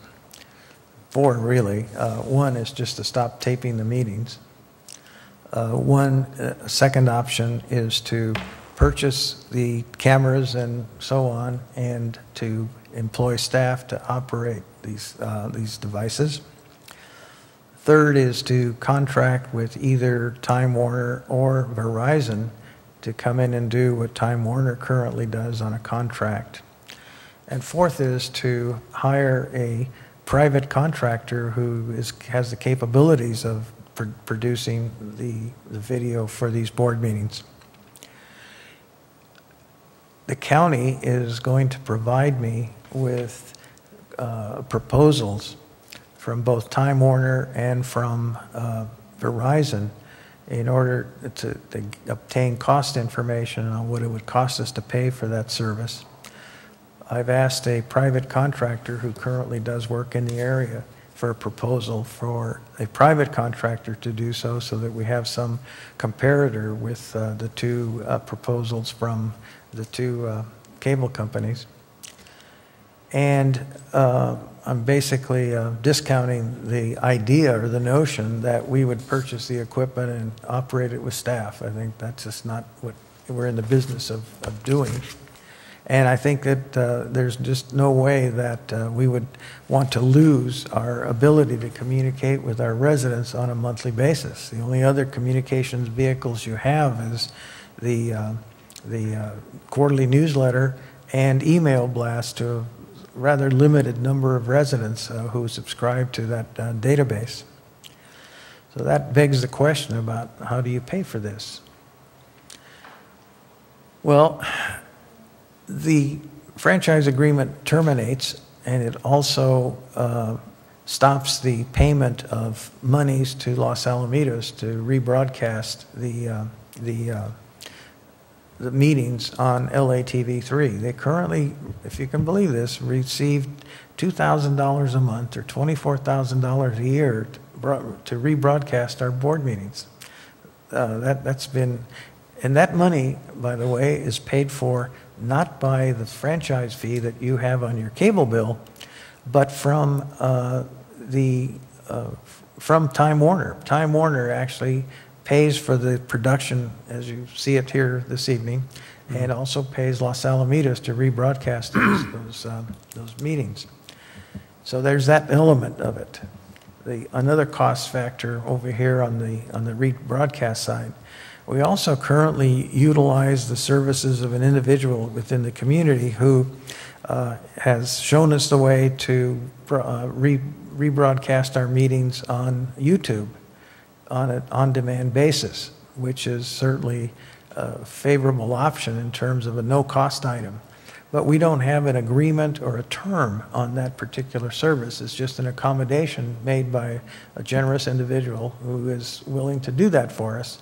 There are companies within the cloud, as they say, who you can contract with, much as you would with any other contractor, for space on the web to get your information on the internet to a specific address which can be accessed by the public. That's called YouTube. Yeah. Yeah. And it's free. Yeah. Well, it's free, but it's not necessarily it's not necessarily guaranteed that you'll have that URL or that portal to that on a consistent, regular basis. Okay, how to pay for it. The county informs me that under the new statewide franchise agreement for cable service, that there is a provision that the County Board of Supervisors has the authority to impose up to a 1% additional fee on the cable bill to cover the cost of production and retransmission of these board meetings. I'm a little perplexed by that because knowing a little bit about Prop 218, that seems to me like that would fall under that provision of requiring a vote of the public before you could assess that particular fee or tax or however you term it. So I've asked General Counsel to inquire of County Counsel and his own franchise people in his firm to give me a sound reading on how it is that that 1% can be applied. It's in law. It's actually the 1% is in the new state cable franchise agreement that you can put that on the cable bill for that up to that 1%. But I kind of tend to want to be assured that that's in fact a given as opposed to something that some new ground that we're exploring here. Since the franchise agreement expires on March the 3rd, then the only other board meeting still available to us under the current franchise agreement is your February board meeting. So by now and that meeting, I will bring to you all of the information that I've gathered and all of the options for you to consider and a recommendation probably as to the best course of action for you to consider and to approve. This is not what I needed to have to deal with in this short of a time frame. Other people that are more knowledgeable and have a better grasp of these issues have been knowing about this for some time, but I personally don't have that expertise at my fingertips to be able to say, oh, it's coming, I should deal with it, I should prepare for it. But we'll do our best to bring you some sound, shall I say? Hopefully not just sound, but video too, not just sound. Never mind. Yeah. They don't get it. Nobody does. I'm only giving you all of this information so that when it hits your agenda, you've already had time to at least think about what's before you and to hopefully, be prepared to deal with this expeditiously, because once you give me the authority to go forward in February, I only have until March 3rd, basically, to get something executed in time for your March board meeting. Otherwise, Liz will be here with a little crank camera, taping the meeting. There might need to be a stopgap measure. Interesting enough, when I was at the gym today, it was some talk show, and there's an actor named Ed Burns who has a film that he shot for $9,000, a feature film that's actually going to be at Cannes this year. I also saw an article months ago that someone actually produced a whole movie using nothing but an iPhone. So these $24,000, all these things are just amazing to me. My daughters, who are 11 years old, make little videos and post them on YouTube all the time. So hopefully this actually might be a time where we ask the community, for anyone who wants to get involved, that there has to be a better option than the 4 that have been presented right now. I would encourage you to talk to Mr. Strother. I already have. I'm sure, yeah. I've talked with him, I've talked to Mr. Underwood. I'm waiting for the county to give me their best feedback. I'm just disappointed that we got such short notice to vet this and to get something going. So this contract that expired with the county, is this just affecting Rossmore, or affects the entire service area for Time Warner with the county. Oh, wow. So other cities are going through the same motion? No, because we're the only district that has TV. The cities are but I thought, I don't have cable. I'm a satellite guy, so the cable that's provided to Rossmore, I thought that was Los-Al TV. No. No? Verizon or Time Warner puts on their production onto your cable system. So it's not just another way for Barrette to screw up. Well, you could. I would be happy to hear of any better options than what's being presented here, but I don't know the practicality of it escapes me at the moment, because this is not something that we can hang on a hook and hope that it doesn't fall off. It's we've got to deal with something that's going to be long-term and reliable, and so. Well, long-term is obviously going to be some type of web-based streaming or recorded meeting video, and that's just the way of the future. So we might as well explore that and adopt it and embrace it and just figure out a way to make it happen. And if we miss a month of taping meetings, then that might be just a harsh reality of a month or two until we get something like that. But I don't think that we should be spending $24,000 a year to put it on public access. Oh, no, I'm not suggesting that you would do that. I'm suggesting that we could negotiate a figure with Los Alamitos, if it made sense to do so, for maintaining the current system, because not everybody has a computer. Most do, but not everyone. Most, I would say a good portion of this community, if they tune in at all, tune in on Channel 3. I would actually have a counterpoint of view. I bet you there's more people with computers than cable TV. I think you have a high amount of satellites that I see on people's roofs over here. So I think I would question that assumption.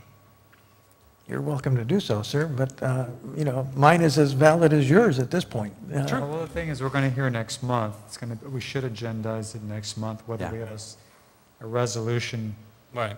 And we're going to get feedback. We need to hear what the community wants. Do they want to be able to go to Channel 3? Do they want to have exclusively the use of their computer to get this forum on this? Yeah. Right now you have both. Or both. True. Right now you have both. And that's the best decision. of all worlds, I believe.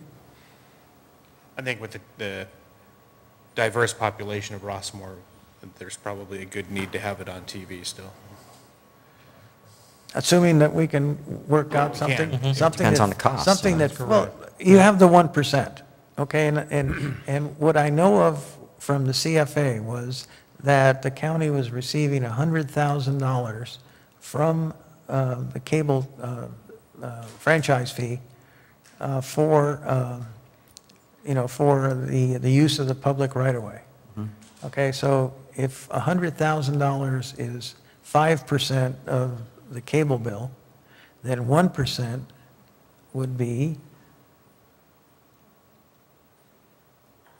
Is this a quiz? He's looking at us. What do you? Well, It's one-fifth of $100,000 or $20,000. $20,000. Okay? So I don't know what $20,000 buys. We'll find out. I can't see buying equipment. It's so. Oh, I agree. It's a non-starter. It is an option, but it's not one that I would ever recommend to you. But I wouldn't even do the research on it. I wouldn't even do the research on buying. I'm not going to. Unless you direct me to. I will not look at it. All right. It'll be on your agenda. Okay. The next item I have for you is the final 2011-2012 final budget document.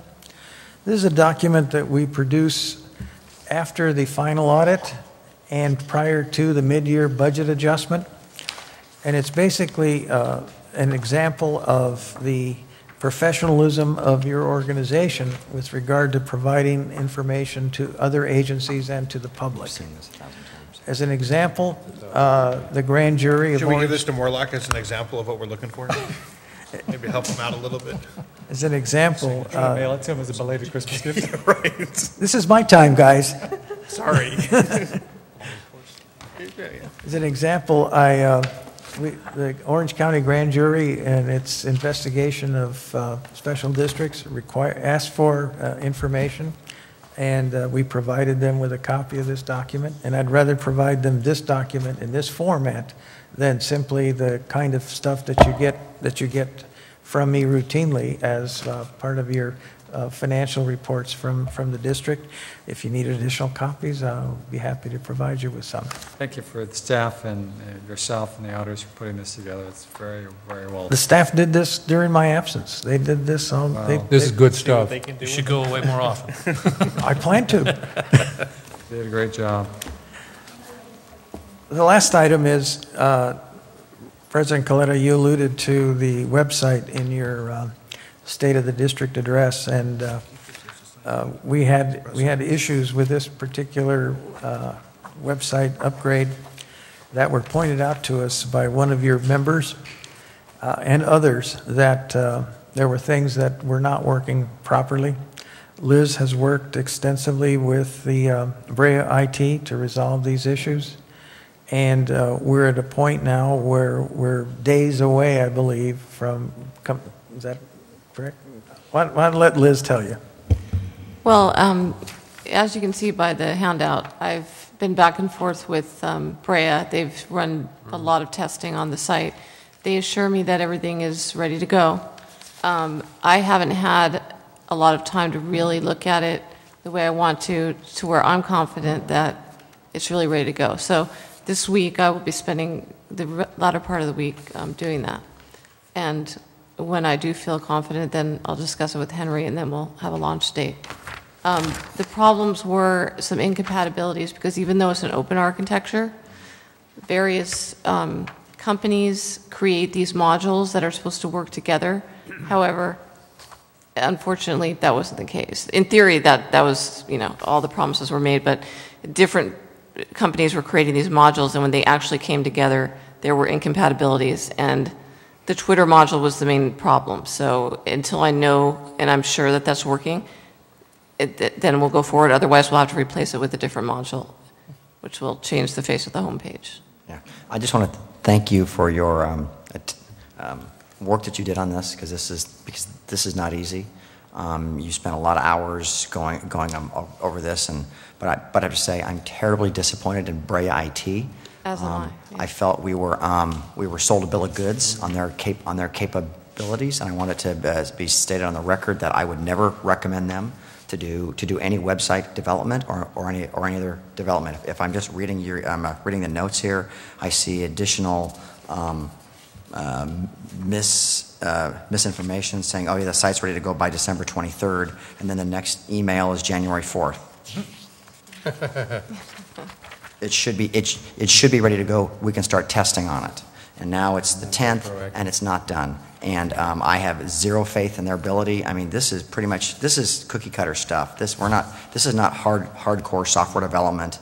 This does not require people from Stanford or MIT to do. This is basic website development. And I know you didn't do it, I'm just venting a little bit. But it's I very, very poor. I vented as well. Yeah, it's just, Trust me. it's baffling and incredible that that it's still not up. And I realize it's not you, but you know, I don't know when this will be up. February, March, because I have zero trust in their ability now to make this work. So that's just, I vented. Did we give them all the money? No. No. I would withhold it until we see us performing 110%. And if they don't- I believe it will be. It's just a I'm question. sure it will be, but Yeah. sometimes you need leverage to get them to respond. And money talks and the other stuff just walks. So. Don't know what that That's other the thing end of my general manager items for this month. We want more. Woo! Well, I never give you hardly anything. I figured I would just save them all up for one swell swoop. All right, board member items? Oh. Taylor? Just two things. Please. I'll be quick. First of all, I just want to say thank you to all the old officers on the board for 2011. You did a fantastic job. And in the mid-year transition, thank you for taking over. Jeffrey, thank you for your leadership. It was fantastic. Thank you to Director Casey and Director Maynard for sitting on that panel that happened before the meeting this evening. I know it's not easy to do that, and you guys are doing a fantastic job, and keep up the good work. I think the community really, really appreciates the fact that they have a voice and a forum to be heard and some way to express their feelings. I think it's great. So I just want to go thank that, and to to my favorite supervisor, John Morlock. I mean, where do I even start on this guy? You know, words. You know, I look at you now, Supervisor Morlock, like you're like the 4th place winner in American Idol from 2 years ago. I mean, nobody's going to know you in about like a year. I mean, you're no longer the head of LAFCO. You're just one of them at 7 there. You continually ignore facts. You know, being a CPA, and now numbers just don't seem to matter to you because you want to make your belief reality, and you know, just continue to live in your little fantasy land, but we know what the facts are, and we're going to continue down the path that we like. So, thank you, and right off in the sunset now. And I'm done. Thank you. Thank you, Mr. Casey.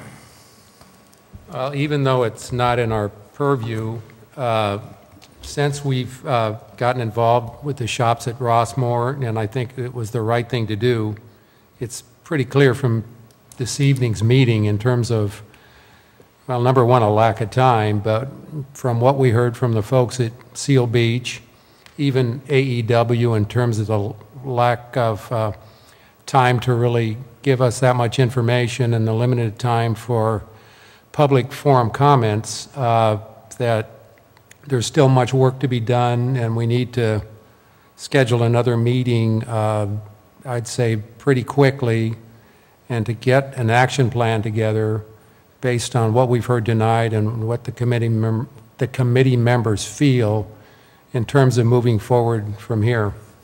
So that's all I have. I just, what do I want to say? I know you have a ton of stuff on your plate, Mr. Tabawada, but I'd like to put one more, but down the road, so maybe in April. One of the things that's when we have my evaluation. In March. One of the things that we discussed during the MOU process was looking at the park policies, and I think that Director Kaler and I said we'd help with that process. Understandably, there's a lot of other things that came up, and the priorities were there. And now with the TV issue, I think that's a priority. But I would like to see that maybe in March-ish that we could sit down and start looking at those and start, following through on that commitment that we said we would look at those, so that we could get that process going, so we can bring them back to the board if there is going to be so many changes that were recommended from that. Also, I just want to say that I wish Director Kaler would be a little bit more clear with his feelings. It's challenging to know where you're coming from, but I do appreciate what you're saying, and perhaps with different words, I echo your frustrations. And lastly, I do want to thank Mr. Taboada and the rest of your staff doing a great job, and I know that there's a lot of things coming at you, and this report that was brought up, and the work that you're doing on the website, and just all the different things. I think I don't know if a lot of people in the community know all that you and your staff do, but it is definitely appreciated, and thank you very much. Thank you. I'd like to at least wish everyone a Happy New Year, now that 2012 is here. With a vengeance. Yeah. Thank you to Alfred for your state of the district. Obviously, it takes a lot of time and thought to articulate an active year and to effectively communicate that to everyone so everyone can understand that we had some challenges, but we also had some victories, including, you can't state it enough, bringing down our bond debt by $500,000 and reducing people's assessment on their taxes. I think you can't scream that enough. So thank you for your work on that. One thing I would like to ask Liz is during that, there was a picture of President Alfred, and it looked like he was on America's Most Wanted. I would suggest getting a camera, taking a picture of Alfred, and keep taking it until he smiles like that. People see that, they see the serious guy. He's actually a very kind-hearted, good man, and I think the president needs to be reflected if you put a picture out there of him. I didn't take it personal, Liz. Are we sure Liz took that picture? Well, whoever took that picture didn't do Alfred any favor. I think there. John actually sent that in. We can put some numbers. So let's get a friendlier picture of our president.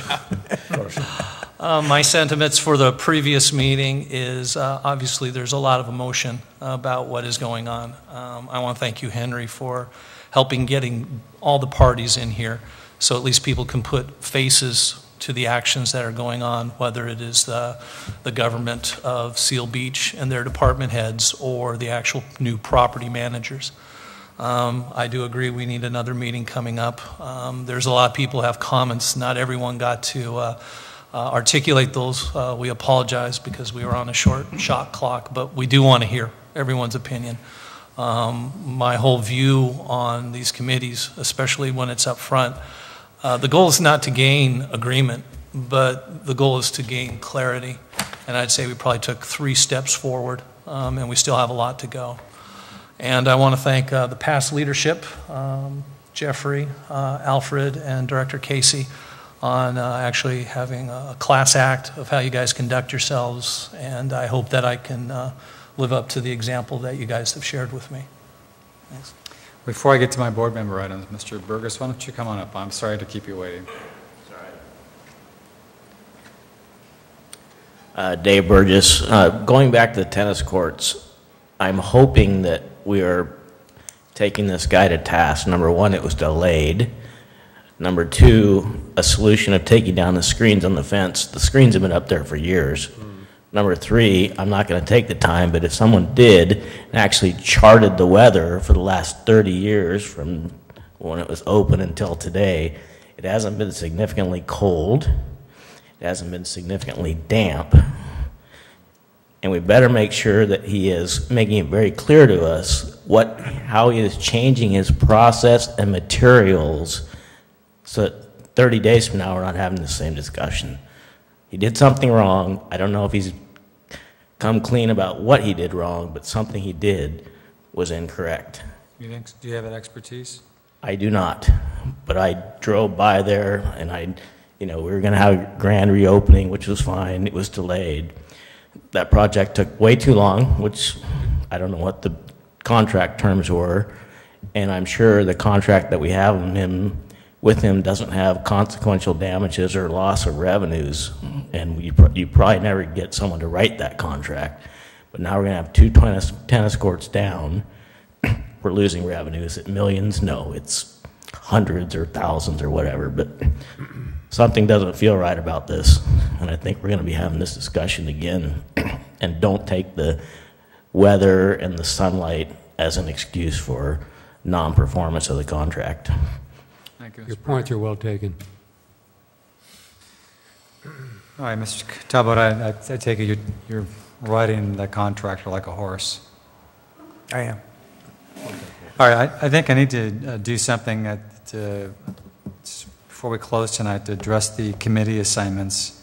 It's always been in the purview of the president, and I think that the performance we've seen in the past indicates what we should do in the future, if that's okay. Sure. So for the Budget Committee, I'd ask Mr. Rips and Mr. Kaler to serve. For Investment Committee, I'd ask Mr. Kaler and Mr. Maynard to give it a shot. For the Audit Committee, myself and Mr. Maynard. For the CIP, I ask Mr. Rips and Mr. Maynard. For the RAC, I'll suggest myself and Mr. Maynard. If there's ever a mayoral consortium that picks up again, I'll make myself primary, but I need a secondary. So I'll ask Mr. Maynard if he would serve as secondary. And for LoSal ad hoc, Mr. Casey and Mr. Maynard. Mr. Casey, if you'd be so gracious to do the ISDOC interfacing, and OCTA and West Coast, West County connectors. Certainly. Trees and parkways, how about Mr. Kaler? Sure. RCSD and RHA liaison, Mr. Maynard. Rossmore Shops, how about Kaler and Maynard again, and the shops at Rossmore ad hoc, Mr. Casey and Mr. Maynard again? Fine. Okay, so we take care of those assignments. I just would encourage Mr. Taboada, don't feel pressed to necessarily feel that the March meeting, we have to have a system in place, is dependent upon whether we meet timely at the second Tuesday in February for that to be resolved. If there's a need be, we could have a special meeting. I would waive any stipend as well as this board. It is important to get these meetings broadcast. I don't know how it's going to happen. Things work out at the end, but I think we need to meet to help you out and not make it such a pressure crunch and help make some more faster decisions. And in as much as yet, I hope that the February meeting will have community members come here and tell us they want to view it on TV as an option and not just on the computer, or vice versa, just the computer or both. But I'm not meaning to diminish that, but we need to make some decisions. So that's all I have. We have no closed sessions, and so a motion to adjourn would be entertained. So motioned. Second. All right, all in favor, please say aye. Aye. Aye. Now, we do have other business, and that would be to move on to the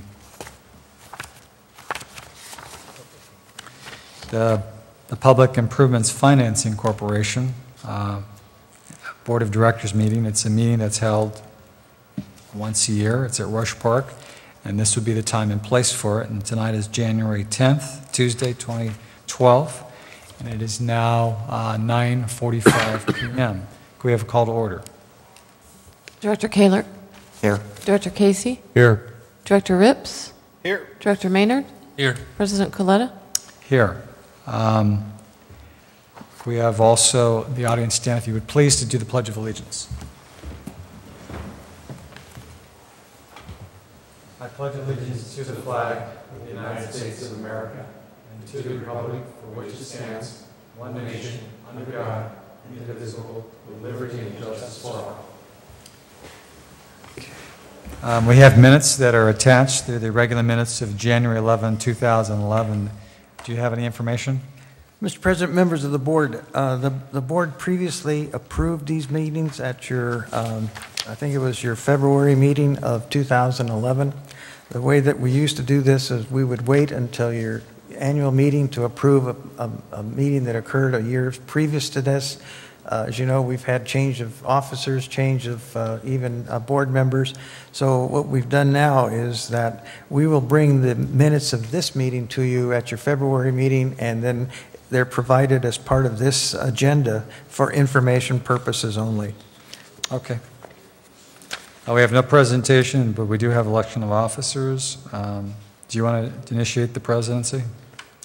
Mr. President, members of the board, it is practice of this board that the officers elected to the office of president and first vice president take the office of president and vice president of the corporation, and that you also appoint your secretary and financial officer as your current general manager and as your counsel, the BBK Law Corporation.